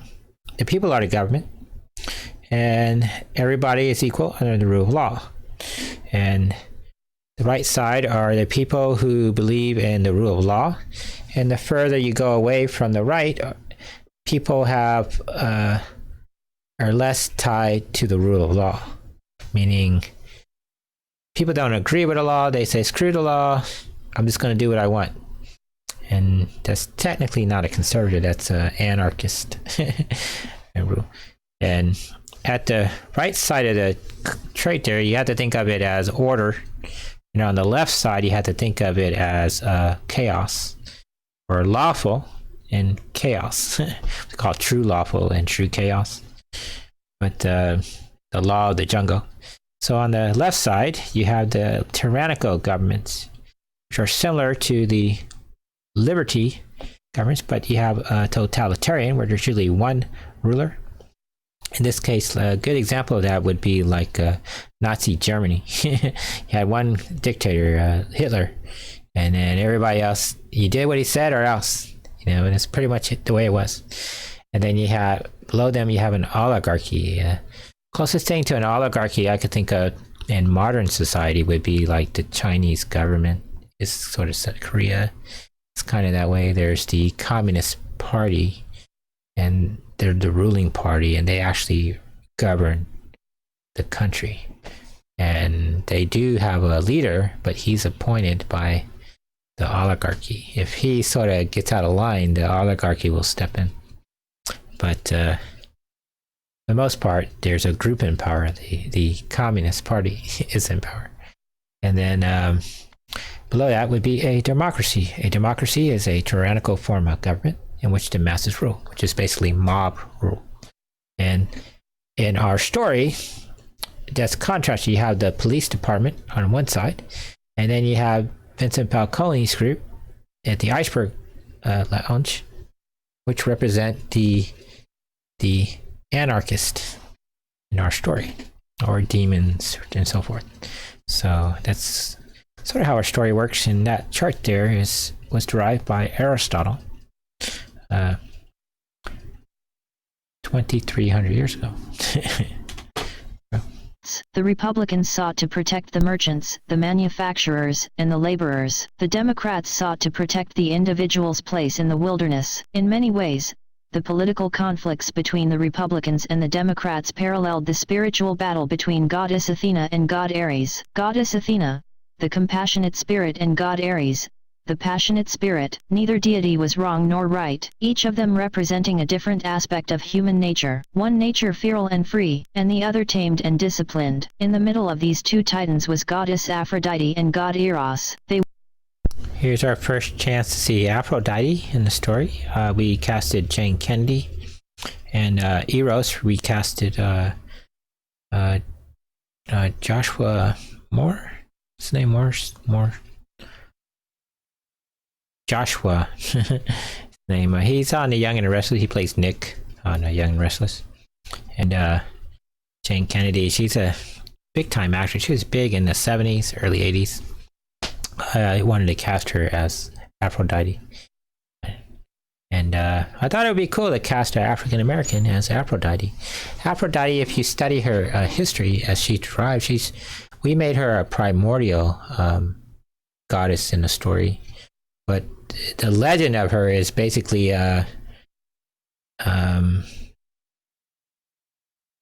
Cronus castrates Uranus basically with his scythe, and his phallic organ falls into the ocean of Gaia, and through that Aphrodite is born. And we elevated Aphrodite to a primordial goddess, and we made her a daughter of Chaos. Goddess Chaos is the eldest god, Titan, and she's the one who brings everything into being. Through her, all the primordial gods were born, and she represents the feminine side of that form of nature. He represents the masculine side of that, and we get to meet them later on in the next book through Themis. But and prior to that, you had Athena and Ares, and we've already met them in the story. And it's important to know that the difference between Athena and Ares is not that much different.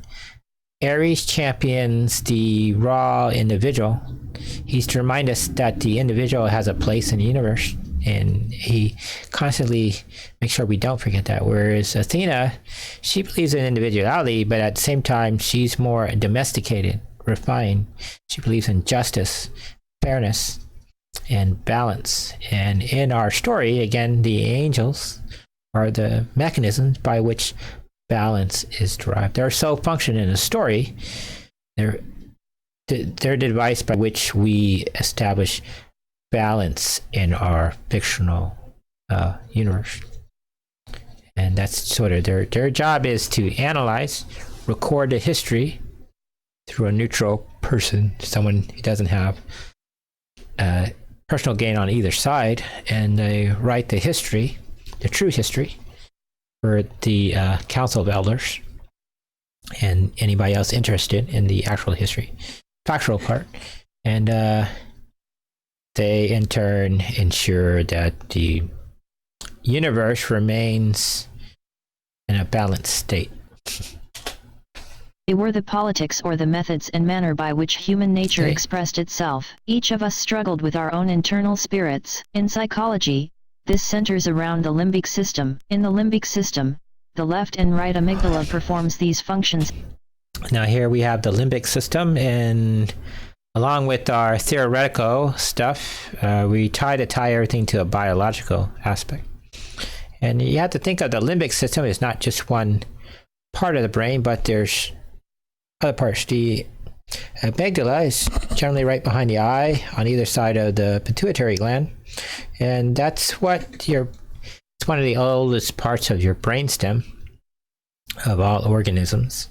And it's how your body determines whether you fight or flight, you move closer to something or move away from something.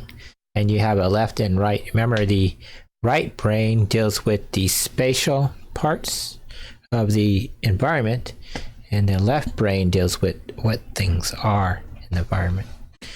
I might have that backwards, but usually one is spatial and the other is what it is.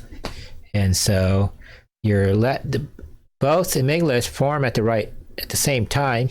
However, the left one is a little bit larger than the right one, and that's where instinct occurs. And then the right one grows as the organism gets older. It grows in size. And that is how the brain derives between right and wrong, good or bad, or basically what they call dualities in nature. And by itself, it doesn't determine right or wrong. It's part of the limbic system. Think of the limbic system as all those different parts make up the entire thing. And the limbic system is basically tied to your endocrine system and also your body's sensory and perception organs, and it's what helps make the brain work. And all kinds of parts. Without going into too much physiology at this point,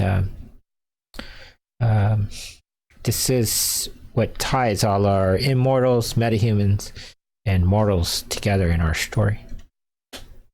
In our brains, these brain structures or nuclei helped us to do things for the self, or do things for the others. In the older pagan culture, the term evil meant the self, and the term good meant the others. Through the ages, these words have been transformed into bad and not bad. It was our duty as titans or immortals to teach mortals that there is a moment for the good and a moment for the evil. In a spiritual way, sexual intercourse was a moment when these two human natures came together. In that one moment, each person must give all of themselves and take all. What they're explaining here is that the basic core fundamental concept in our cosmology here, as tied to organisms and the environment, is everything comes down to good and evil, or the tree of knowledge of good and evil. And what that means is a individual has to determine basically whether to do something for other people or do stuff for themselves. And every person, every organism on a daily basis makes these decisions. And it's what our audience can relate to. And the people in the story, that's essentially the skill that they're utilizing in the story. They're utilizing the skill as to determine when it's best to do stuff for yourself or do stuff with other people. Now, because some of them have superpowers, I think the average everyday mortal can kind of relate to that fictional character in their own way. Because people can identify with, well, if I was faced with that situation, this is what I would do. And most people would have no two people would have the same methodology or same response. Some people would do stuff for themselves, other people would do stuff for others.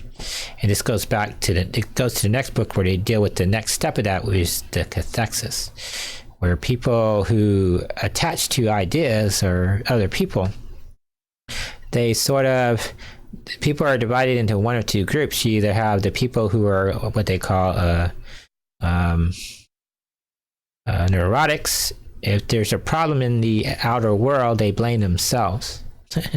And the flip side of that, if there's people who have problems with the outside world, they blame, the fault isn't within themselves. It's the world is the problem, not us. And in our story, with our neutral characters, they're kind of, it's somewhere between us and other people is where the fault lies. Same thing here that we're dealing with, good and evil. The individual has to make decisions best for themselves and best for other people at the same time. When you make decisions for yourself, it affects other people, and when you make decisions for other people, it affects yourself too. You just can't make it in without thought. And this is something that goes out through every book, and it's the basic moral sort of story that we're following throughout every book. What are the decisions each of these characters make in the story? And in this case, we're talking about the basic thing that most people can understand over the age of 25 is sexual intercourse, which is huge in our stories.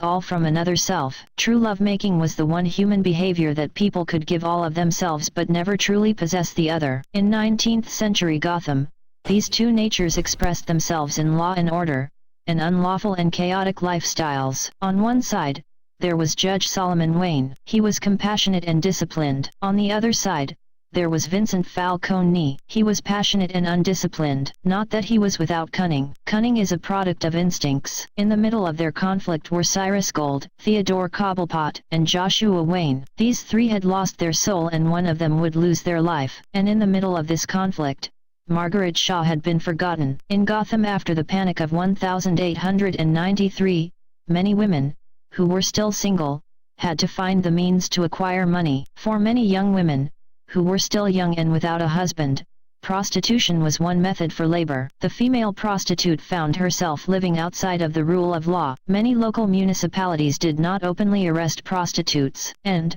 their profession was often practiced in places that were fronts for criminal organizations. The Iceberg Club in Gotham City was one of these places. So, in the late fall of 1893, I found myself riding into Gotham City. The last time I was in the city, it was 1863. The United States was in a civil war, and Maryland was set in the middle of it. At the time, I was working as a doctor mending wounds for the soldiers from the battlefields. Wayne Manor had been a field hospital for the United States Army. These suites had been the original purpose of the areas of Wayne Manor that Etta Candy had described earlier. In addition, prior to the war, the manor served as a safe house for Negro slaves running away from the southern parts of America. Charles Arwin Wayne had used the manor to hide the runaway slaves and to educate them for accommodation into the free states. It was Charles Arwin Wayne that used his political influence that... Now here we're dealing with the eldest Wayne in our story. He's Charles Arwin Wayne. And the figure there is actually the group of slaves in 1850s, 100 years before Story of Diana. I felt it was important to have a historical accurate picture of what a slave actually looked like, and why we chose 1950 for its Story of Diana. Two things. One, sort of Athens, Georgia is where our pretty much the epicenter of where the civil rights movement sort of begins in the United States. Now, we're not saying that it solely began there and spread out. We had to find a city in the South, and Athens, Georgia was the perfect place. It's only a few miles west of Atlanta. Martin Luther King is from Atlanta. The day that Hippolyta goes to see Athenata, her daughter, who she believes is dead, which is December 1st, 1955, that's the day Rosa Parks sat on the bus in Montgomery, Alabama. Now, I have lived in Montgomery, Alabama. Our family, my dad, he was stationed in Montgomery, Alabama in 1974 through 1976. He lived there for like basically 2.5 years. I started school in 1974. It was right after the schools became integrated. And I can kind of relate to like an all-black school, all-white school. My brother, oldest brother, he was the only Thai kid. My family's half Thai, half English. And at the time, in the 1970s, my oldest brother and I are 12 years apart. So he was born in the 1960s. I was born in 71. And he was the only white kid in an all-black school. And talk about reverse situation. For him to go to school in 1974, his first day of junior high, he had to go to school in another state. He had to go to Springfield, Springfield, where my uncle lived. And that's how he ended up going to junior high. Basically, he had to go to another state just to go to school, because he couldn't go to a school in Montgomery, Alabama. They were just coming out of segregation, I guess. And all of us, we were still in elementary school, so we went to school because we were stationed at Maxwell Air Force Base, so we went to school on the Air Force Base. But they didn't have a junior high at the Air Force Base, so he had to go into the population, which wasn't too safe for him. So he ended up going to Springfield to go to junior high for his junior high years, 3-4 years. And that's how he spent his junior high and early high school years. But anyway, in our story here, we're dealing with the eldest of Wayne, Charles Irwin Wayne. He lived in the 1850s. He's the guy who sort of establishes the Wayne family as a powerhouse in trade. Now, in our story, the Waynes, in our lore, the Waynes go back all the way to the 15th century, and they were traders. They owned a big shipping company, and they were one of the shipping companies who were shipping products to the New World. And that's basically how they made their money. They built and operated ships. And in the 19th century, in 1850, they're one of the leading companies because they're a partial company and they're shipping things all over the world. They start developing the train in that time, which is prior to the Civil War. But it's sort of where the true technology of trains started in England. And it comes over into the United States around the same time period. And in the U.S., it became a really good thing because the U.S. is vast compared to England.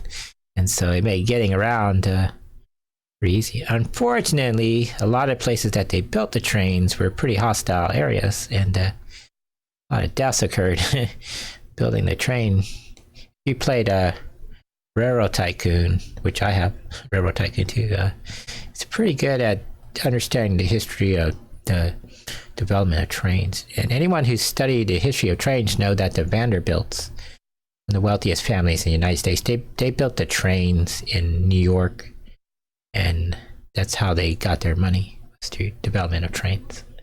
And that's sort of what we're paralleling here with the Waynes. They really got their money in development of trade, for that matter, consignments and consolidations. And he's the guy that really modernizes their family into the company that they're going to become in Elizabeth Wayne's time, which is 100 years later, 90 years later. So this is her relation to Hippolyta. And the photo here are the slaves at the time. This is what they look like in the 1850s. And why we chose the 1950s, as I was saying, was the 1940s and 50s is when a lot of the former slaves were dying out. And the last few slaves, the last known slave, recorded slave, died in the 1930s. I believe it's a woman. But in our fictional story, we're going to, one of the characters we're making for the Book of Joe West is his great-grandfather dies as the boy's born. He comes to visit them at the West Farm, and he's a former slave. He's in his 90s. And which means at the time that slavery ended in the 1860s, he would have been he'd been like a young 10-year-old kid. So he was born into slavery, but slavery ended at the end of the Civil War. But he lived the remaining 80 years of his life as a free citizen. He lived through all the way up through segregation.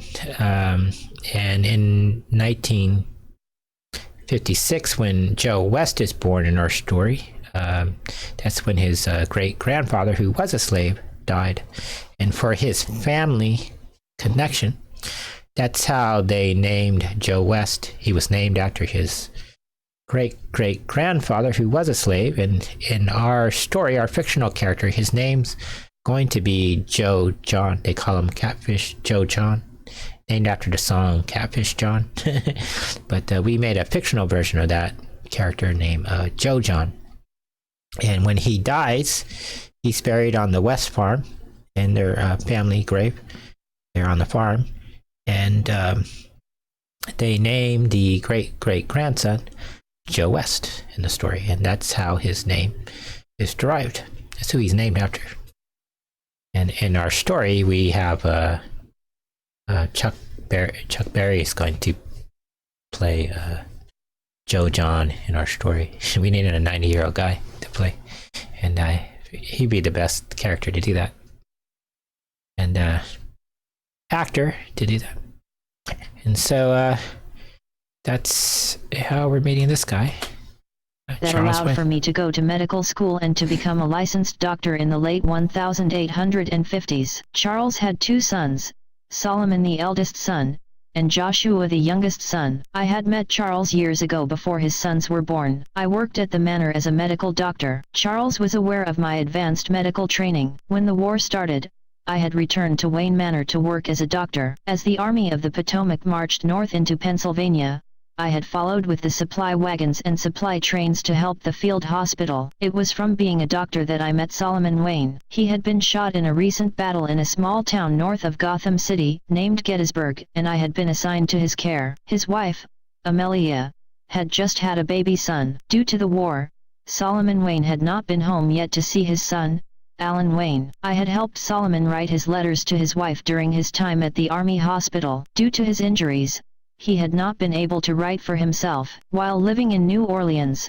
Louisiana in 1863, I had read a disturbing news report in the local newspaper. Joshua Wayne had been shot dead in an alleyway at a local theater in Gotham City. I had decided to travel back to Gotham City. This is where my trek in the New World had begun in 1800, and this is where it had ended in 1894. In the year 1893, there had been an economic disaster which had been named the Panic of 1893. The economic depression had been felt worldwide.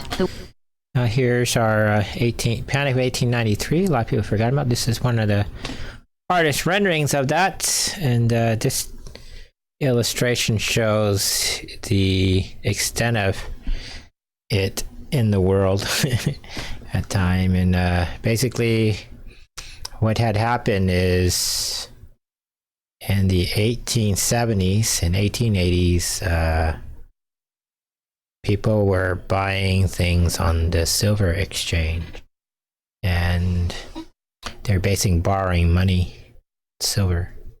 And President McKinley, prior to becoming president, he enacted a law called the Sherman Silver Purchase Act and McKinley Tariff Act. And that stated that for every note that was written in silver, there had to be silver backing of that.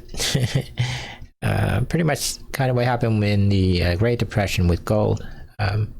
This was the precursor to the Great Depression, and it happens in the 1890s, and it's really what leads to the First World War in the world. And a lot of people think, because they forgot about this event in history, that how the Great Depression comes about and it leads into the World War II. It sort of came out of nowhere, but it was actually just history repeating itself. But what happened prior to World War, in the First World War, is instead of gold, people were borrowing money on silver. And then same people who set this all up were the same people who they did it 30 years later during the stock market crash. Was it October 1929, I believe, the crash. It's a manufactured event is what it was. And then this is what led to Joshua Wayne being shot. And it goes back to this event in our story.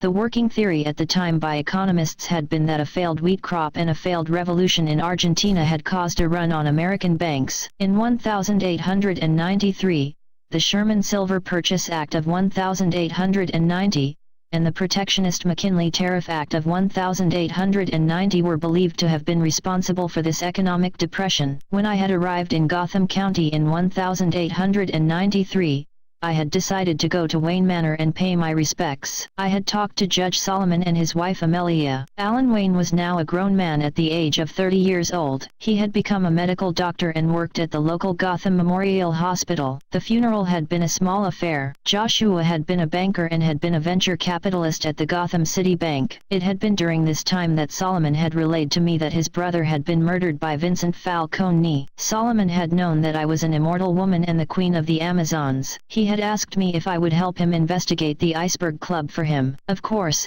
I had accepted the position and had recommended that I go deep undercover in the investigation. I had parked my ship near Wayne Manor. For the first several weeks, I had made a surveillance of the Iceberg Club and had collected photographic and audio recordings of people at the club. I had put the full resources of my ship's computers to gather evidence. It had been from this data that I had learned who all the cast of characters were at the Iceberg Club. Once I had completed my initial investigation of the club, and had consulted with Solomon Wayne on local details, I began my employment there as a prostitute. Because of the high unemployment rate at around 11%, many women were seeking employment in prostitution at the time. This had provided for me a decent cover story for my motives. At first, I had been able to obtain a job there as a waitress and singer. My skills with the piano and various other musical instruments had proved invaluable. Later, my skills as a courtesan had created a revenue stream for the club owner, Theodore Cobblepot, and myself. It had been during this time that I had met Cyrus Gold and Margaret Shaw. I had been working the lunch hour at the club when the hostess,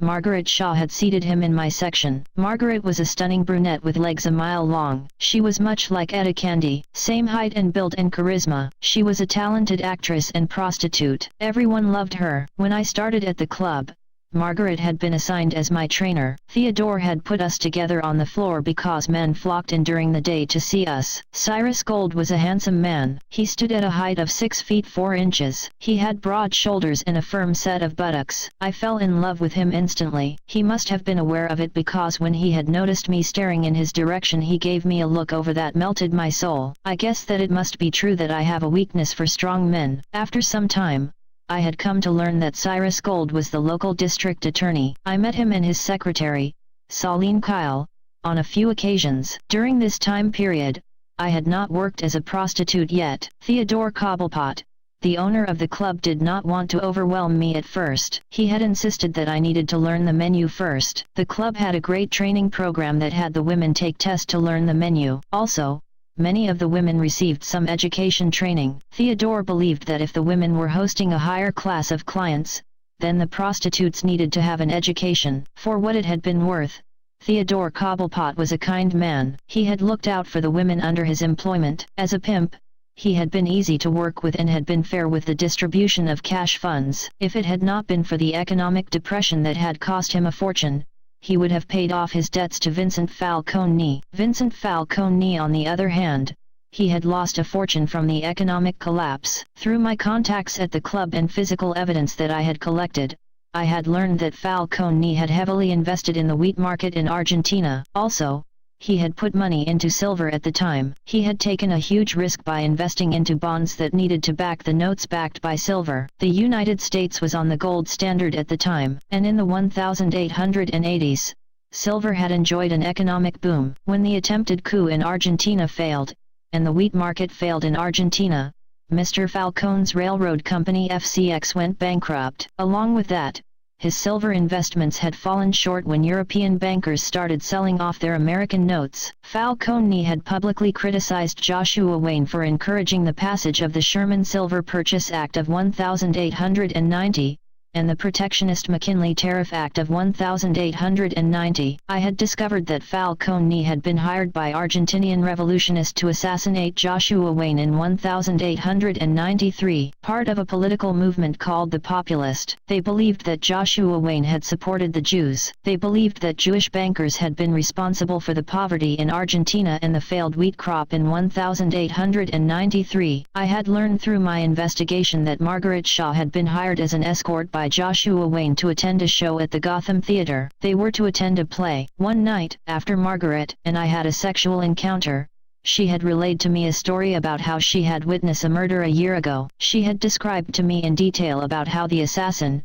John Foley, had come out of the shadows and had shot Joshua Wayne. It has been through my investigation that I had learned that Foley had been a long-time hitman employed by Falcone. I had arranged for Margaret and the accounting books to be smuggled out of the club with Cyrus Gold's help and another inside Confederate, Master I Ching. I Ching had been hired as a chef for the kitchen staff on my recommendation. I knew that Cyrus Gold had made an arrangement with Solomon Wayne's federal task force investigating Vincent Falcone. He had agreed to help me gather evidence on Falcone for Wayne. This would grant him immunity from prosecution. The night that we had been apprehended by Falcone's people, we had just helped Margaret Shaw escape the club with the accounting books. Cyrus Gold had arranged for her to be kept at a safe house. Only Cyrus Gold and Solomon Wayne had known where Margaret Shaw had been moved. Cyrus Gold did not even share this information with his longtime secretary Saline Kyle. Saline Kyle in those days had been a young attractive woman. How she had been able to maintain her age and vitality into 1943,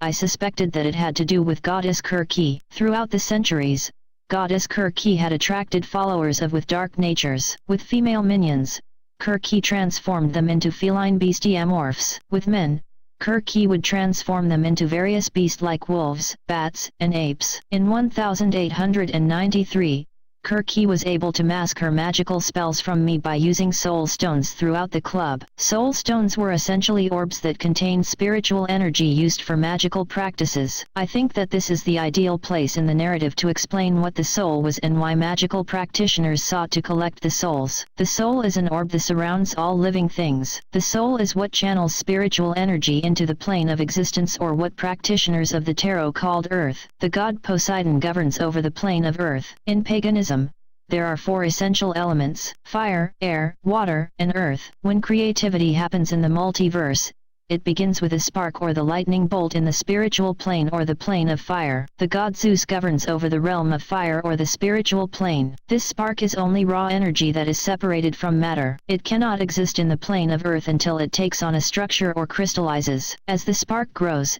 it passes into the plane of air, and it begins to cool off. The shell that forms, or the membrane, is the soul. As the spark cools off, it begins to be less abstract and polarizes into its dual nature. This is why the air sign in astrology and the tarot are symbolized by the sword or the athame. This takes on the basic building blocks or ideas. Goddess Athena governs over this plane. After the spark matures into the orb or the soul, it condenses into the realm of water. Like drops of water make up the ocean, the spark matures and begins to have weight or three dimensions. Unlike the logical world of air, water has value. Water gives us the dimensions of past, present, and future. Statements of value are called opinions. They take statements of facts or the logical aspects of something and give the facts perspective. This is sometimes referred to as relativity. This is where emotions, feelings, and anxiety begin. After the spark matures into the soul and then matures to the drop of water, it can be applied to some structure or some physical thing. For things to exist in the plane of Earth, it must have structure. A good example of this phenomena is language, and more specifically,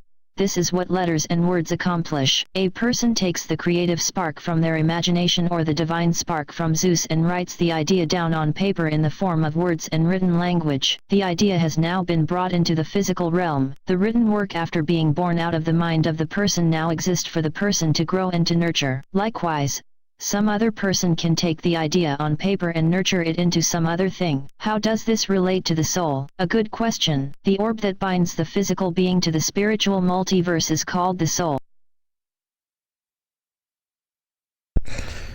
Right, we're gonna take a break here. I'll move this over. I'm gonna take a break and come right back.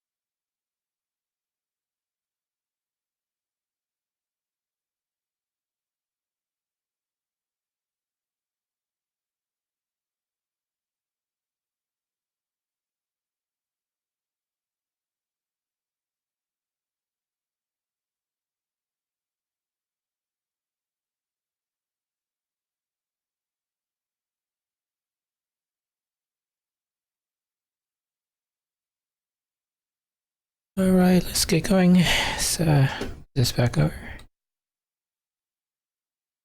Kind of dozing off. I recovered. The soul contains enormous potential spiritual energy. The soul functions as a conduit that channels spiritual energy into the physical world. This is why in the immortal physics we use spiritual mass and spiritual energy to calculate these processes. Each person has a soul, and the soul collects spiritual energy. For each 100 years that a mortal, metahuman, and immortal lives, their energy grows by an exponent of 1. To understand these concepts, it is important to understand that there are 4 classifications of metahumans. The scale begins with humans or anatomically modern humans. The lowest class of metahumans are the class 1 metahumans. Their attributes are 3 times that of the AM. Next, the second class of metahumans are the For some reason, the computer can't say AMH, but because this is a first draft, it'll be dealt with in the second and third drafts of the story. And as we get closer to the 3D parts of the story, all that stuff will come into its own. But for now, I think it's okay. People can pretty much see what it says. Class 2 metahumans. Their attributes are 6 times that of the AM. Next, the third class of metahumans are the class 4 metahumans. Their attributes are 9 times the attributes of the AM. Lastly, the fourth class of metahumans have 12 times the attributes as the AM. For the immortals and the undead beings, their attributes are 15 times the AM. For each century that an immortal or undead lives, their power grows exponentially by the power of 1. In my case, I am 3,500 years old. In my normal Titan body or avatar, my attributes of strength, dexterity, toughness, constitution, intelligence, wisdom, and other basic attributes are 15 times that of an anatomically modern human or AM. So my physical mass is, but my spiritual mass is, for every century that I have existed. Now, for some reason, the computer can't say like 155 pounds or 155 times 15. Or it can't say 15 to the 35th power. Let me go ahead and read this. It's saying, in my case, I'm 3,500 years old. In my normal Titan body or avatar, my attributes of strength, dexterity, toughness, constitution, intelligence, wisdom, and other basic attributes are 15 times that of anatomically modern human or AMH. So my physical mass is 155 pounds, but my spiritual mass is 155 times 15, which is equal to 2,335 pounds. That's her spiritual mass. Now, for every century that I've existed, mortal and immortal, my attributes have grown 15 to the 35th power, or 1.46 times 10 to the 41st power. So that makes my spiritual mass 2,335 times 1.46 times 10 to the 41st power. And that's equal to 3.4 times 10 to the 44 pounds. That's how much her spiritual mass weighs. And when she's healing, when she's talking earlier about how the angels in the story heal her and Athenata or Diana Prince, that's the mass that's calculated. So when they're healing, if their avatar or earth form is damaged completely or 100% damaged, their body goes into what's called a hypoactive state, and they heal basically 15 pounds a day. So if her weight is 155 pounds, that means it'll take her 16 days to heal completely. But there's different levels of healing. If she's somewhat wounded but not critically wounded, she'll heal within a week or so. But they still can be harmed. And that's how our Titans, they heal. Even in our lore, when we get into the Superman era, remember, he's a Titan in our story, but he's a Titan who hasn't had a mortal death. So a lot of his true powers haven't set in yet, but he still would be like 160, 180 pound guy. If he's 6'4", he'd probably be like 225 pounds would be a pretty good size guy at 6'4", 6'5". And Superman usually in the lore is pretty tall. Christopher Reeve was what, 6'5", 6'6", and so pretty big guy. 155 pound guy at 6'5" would be a pretty thin guy, right? And so Hippolyta is pretty big woman. She's 155 pounds, but she's only 6'9". Story. So this is what they're talking about. And along with that size, since that makes my potential spiritual energy in my soul 3.4 times 10 to the 44 times c square, or E equals mc square. That's what they're calculating there. Her body can generate 1.18 times 10 to the 55 joules of energy. In comparison, the physical Earth Sun produces 3.8 times 10 to the 26 joules per second. So that's how their superpowers, everybody in the lore, that's how their powers are calculated in the lore. That's how immortal powers are calculated in a scientific methodology. Mortal and immortal, my attributes have grown, so that makes my spiritual mass, that makes my potential spiritual energy in my soul at 3.40 x 1044 C2 equals 1.18 x 1055 joules. In comparison, the physical Earth Sun produces 3.80 x 1026 joules per second. This is what gives immortals and metahumans their superpower. What she's explaining here is why people collect souls in a story. Why does a person want to collect someone's soul? Is because the soul, which we're describing, is this orb that exists around the physical being. You know, the spiritual orb, and that's how energy is derived through the universe or metaphysics in our cosmology.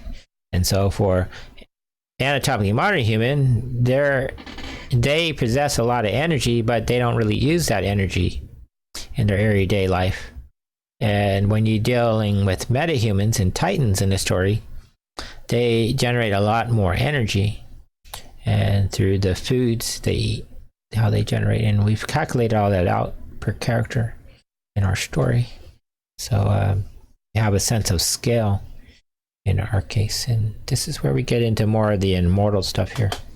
Powers. This is why immortals and some magical practitioners seek out souls to collect. Without a soul, when mortals pass on into the plane of Tartarus, they remain in a state of limbo, or they are in a state of homozombia, or what are commonly known as zombies. The mortal soul can possess. One can conclude from this brief explanation that mortal souls and metahuman souls are extremely valuable to the magical practitioner. However, due to the divine law passed down to the mortals by the sacrifice of the Titan Prometheus, he sacrificed himself so that mankind would have free will. So, the great division of the immortal realm, mortal realm, and underworld put the mortals in their own realm. The Titans could no longer interfere in man's world directly. Only if mortals asked of their own volition for a god to interfere was it permissible. In the Amazons' case, we were heralds of Athena. We were tasked with guiding. And that's why the angels, the Amazons in the story, a lot of times work in prostitution. It's because when they offer their spiritual body to mortal humans, by law, they have to be paid tithing. They cannot force themselves onto a mortal man. All immortals in our story cannot enter private property without being invited in. That applies to vampires, that applies to the angels. When they have sex with men in the story, they have free will to a point, but they cannot, like a angel in the story cannot rape a guy in a story, or a male angel in a story cannot go out and just rape a female walking down the street. um, by divine law, they have to be invited. They have to be invited in. In one of the upcoming books, after Athenata leaves Mason's tavern, she's walking down the street. The little family, they kidnap her basically, and she allows herself to be taken. But one of the reasons why she allows herself to be taken is she can't just invite herself onto those people's property. They have to invite her there. And if you abduct someone, that implies you're inviting them to wherever you're going, right? So in the 1950, Hera relaxes her law in the case of Athenata, and she allows Athenata, she reduces the age from 25 to 18. And she feels that Athenata, in the work that she's doing, she has to have more freedom of range to work.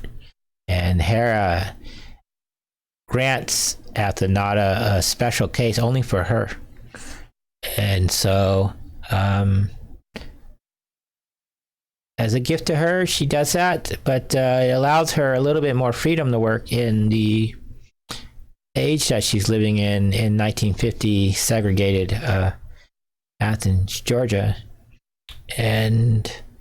But this point that Hippolyta is making is really important in our lore, and that's why they end up working a lot of times as prostitutes in the story, is because they're a goddess, they're titans too in the story, and for them to offer aid to help mortals in the story, they have to be paid tithing in some form, and tithing can be in any form.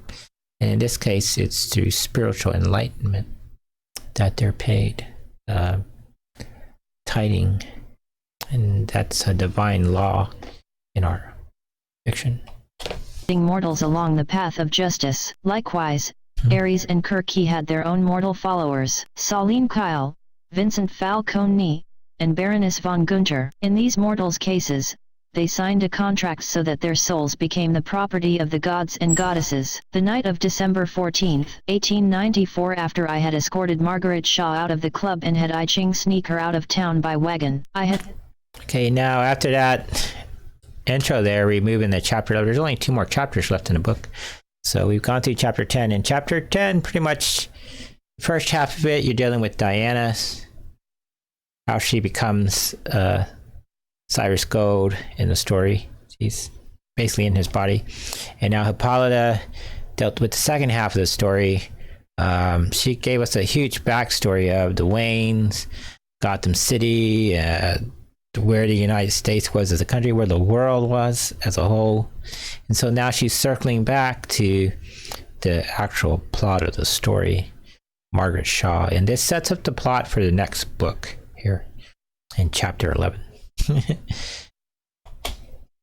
Had returned to my hotel suite on the 4th floor of the club. The 4th floor was reserved for the best escorts. All of our rooms had soul stones embedded into the ceiling of the rooms. Our rooms had been heated by steam pipes that came up through the flooring. The lamps were oil lamps. Myself, I had my own set of candles to light the room. I had arranged for Cyrus Gold to call on me for the night. I had arranged for Margaret to see a doctor. I had given Margaret an elixir to simulate a bacterial infection. This allowed for me to cover all her clients, and would not draw suspicion from Theodore Cobblepot. Master I Ching had managed to slip away and had taken Margaret to Wayne Manor. At Wayne Manor, Margaret would be safe from Vincent Falcone. I had been aware that the club had been protected by powerful magical spells. I knew from the magical scent that it was the work of Goddess Kirky, although, in my entire time at the club, I had not encountered Goddess Kirky. It is important to know that it was unknown to anyone that Saline Kyle was working for Vincent Falcone, a fact that would prove fatal for Margaret Shaw and Cyrus Gold by morning. Cyrus and I had returned to my room. We thought that it was best to lay low at the club. Unknown to us,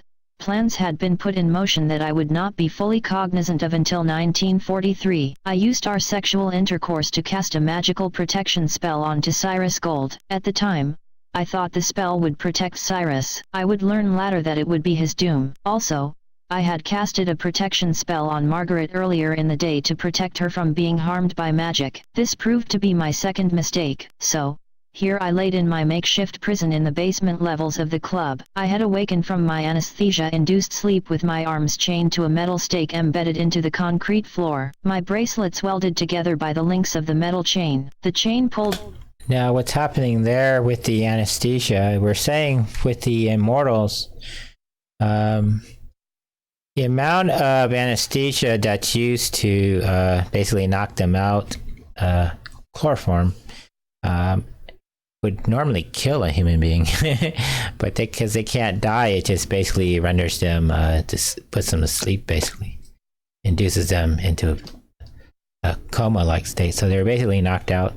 So that's one of the ways that they can be rendered in the mortal realm helpless by a mortal. It's because in their avatar form, which is the person you see walking around the everyday world, they're weakened. They're not as strong as they normally would be, and they have to channel energy. They have to will their energy to stay strong in the realm. So just walking around as a human every day is a weakened form, and so they're vulnerable to certain things in the environment living in that state. When they return to the immortal realm, they're in spiritual form, and they're not harmed by things in the environment because they're spirits at that point. They're spiritual lights in their spiritual form. So that's how we're contrasting.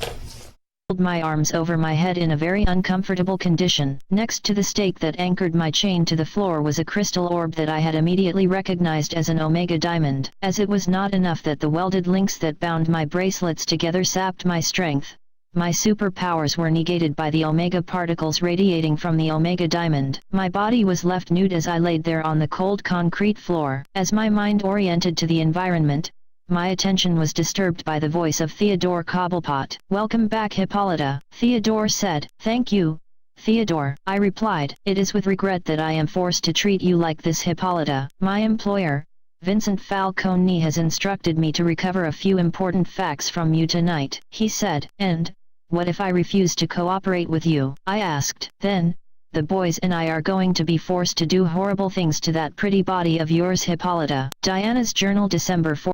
So right there, we're setting up that Hippolyta's in trouble. Even though she's immortal, she's about to, she's kind of helpless to get these, between the Omega crystal and her bracelets being bound, she's in trouble. And she gonna be put through some really harmful things. So now we circle back to Diana, who's in the body of Cyrus Gold. 14th, 1894. After the guards led us through the portal to Circe's lair, our body was placed on top of a marble table. Our arms and legs were secured to the table with rope binds. Myself, I was just a passenger on this trip. I was unable to effect a change to the circumstances that Cyrus was experiencing. I could only share the experiences with him. Kirky stood before us. She sent the guards away so that we could be alone with her. Like Cyrus Gold, Goddess Kirky was a Scorpio. Scorpio is a water sign. Water signs have a tendency to suck up the dark energy around.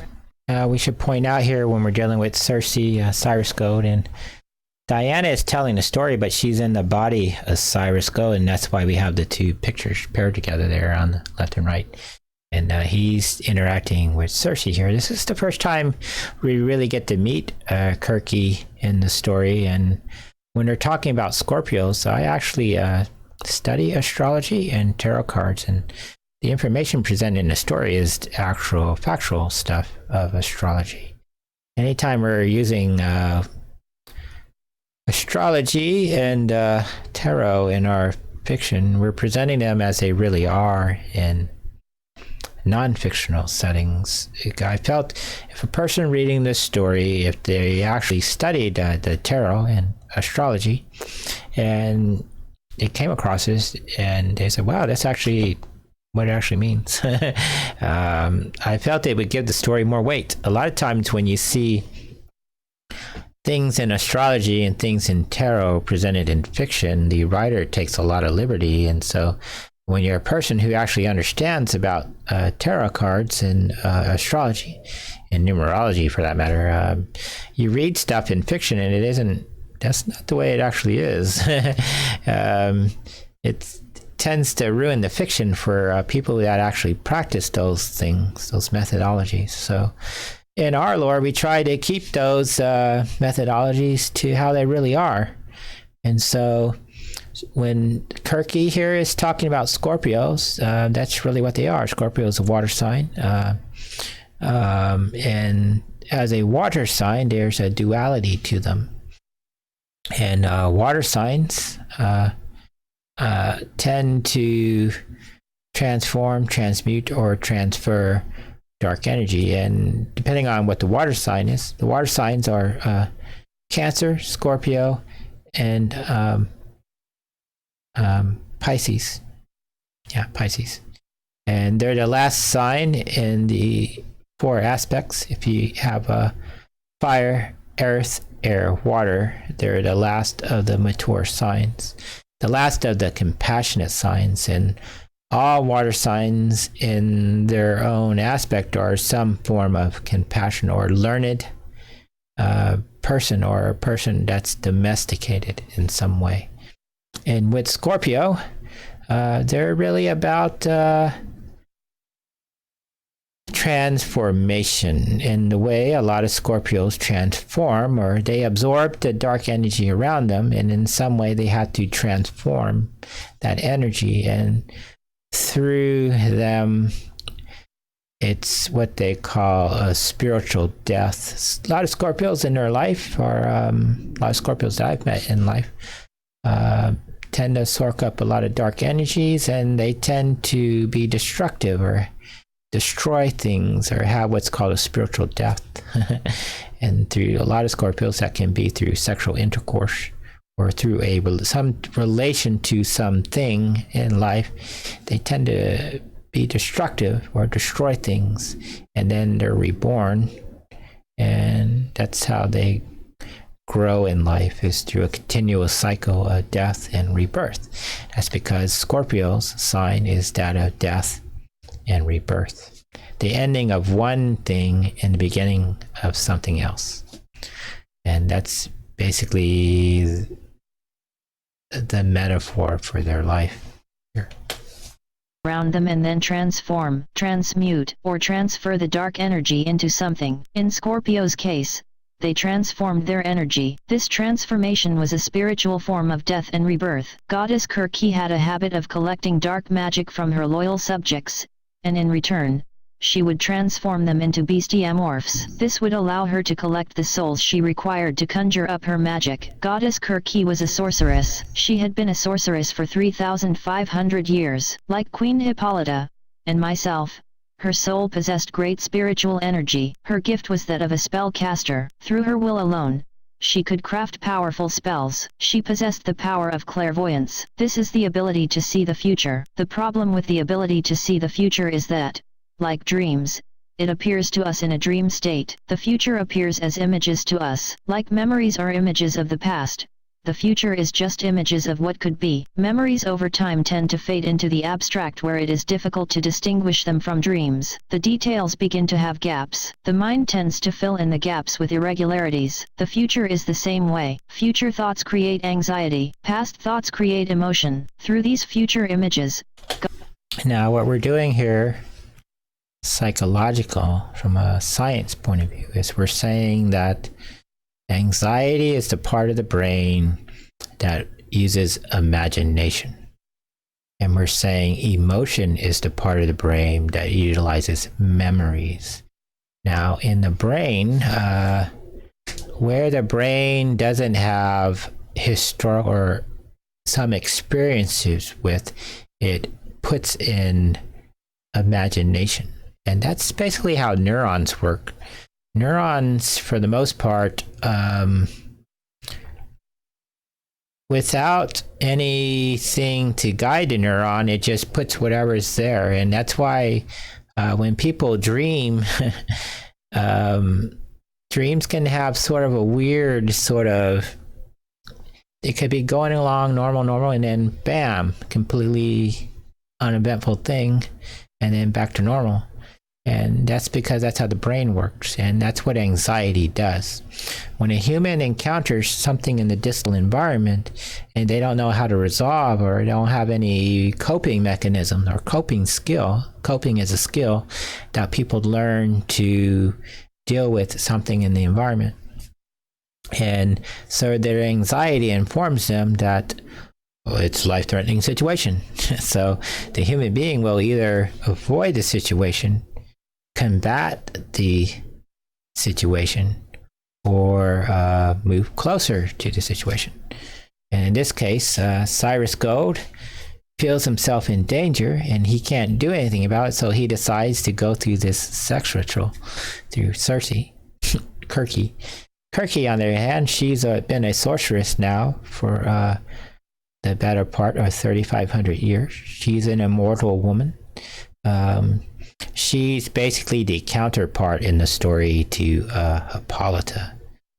Kirky has her own, where Hippolyta pretty much is the head of the Amazons. Kirky has her own sort of horde, and through her she transforms people into animals. And this is why when we meet all the sort of cat women in the story, the women she transforms into feline animals, and the men she transforms into beast. In this case, Solomon Grundy, she brings out the beast in him, which becomes what people call Solomon Grundy, his bestiomorph. And when we meet Selina Kyle, the Catwoman, she derives her powers because her grandmother was Kirky in our story. And that's how she derives her metahuman powers. In our story, remember, metahumans are offspring of the Titans in our story. And in Celine Kyle's point of view, the mother of Selina Kyle, she's going to eventually become the Gargan Queen in the story, but she doesn't know that yet. Kirky doesn't know that. And that's where her future is going to be. That's why eventually Athenata decides not to kill or execute Celine Kyle, is because her future is destined for some other purpose, divine purpose, which brings balance to our universe, Earth. Because right now there isn't a Gargan Queen in our story. But anyway, we're dealing with Kirky. Goddess Kirky would become obsessive about her anxieties. These anxieties would lead to compulsive behavior. Because the goddess Kirky was immortal, she would carry her obsessions and her compulsions over decades or even centuries. When she became fixated on some idea or some vision, she could spend many years putting the pieces together. In Cyrus Gold's case, he was just a stepping stone to one of her long-term plans. "Welcome to AEAEA, Cyrus Gold," Kirky said. Her manner was very polite and kind. "Where is AEAEA?" we asked. "AEAEA is a small island off the coast of Greece, Mr. Gold," she said. Kirky stayed in constant motion during the conversation. She was busy preparing some magical ritual. Her workflow had her moving back and forth from table to table and back to her book. "What is it that you want with me, miss?" we asked. "I am sorry, Mr. Gold.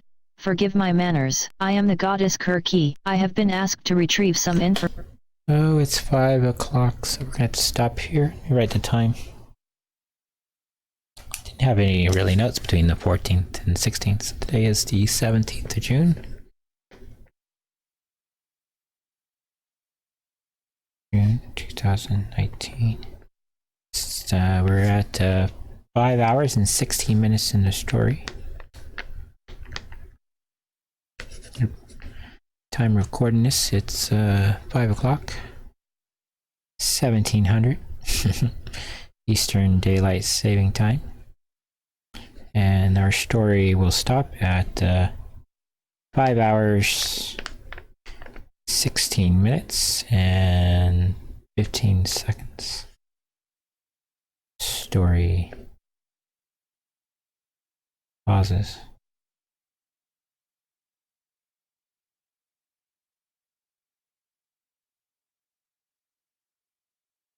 Okay, so that's where we'll pick it up tomorrow. Only got about an hour left of the story, a little less than an hour. So we'll finish up that tomorrow, and or Friday. I'll probably do it tomorrow. I'm not really gonna do anything. We'll do a stream or get that over with, and then we can get back into doing the writing parts of the workshop. So let's minimize this.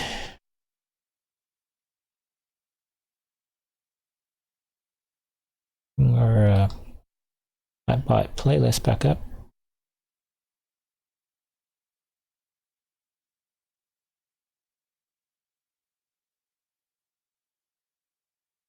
Let's bring our notepad back up.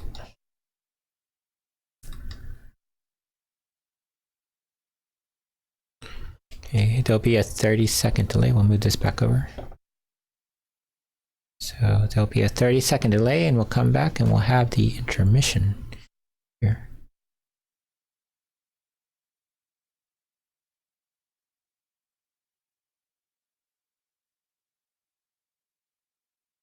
And there we go, and we'll be right back.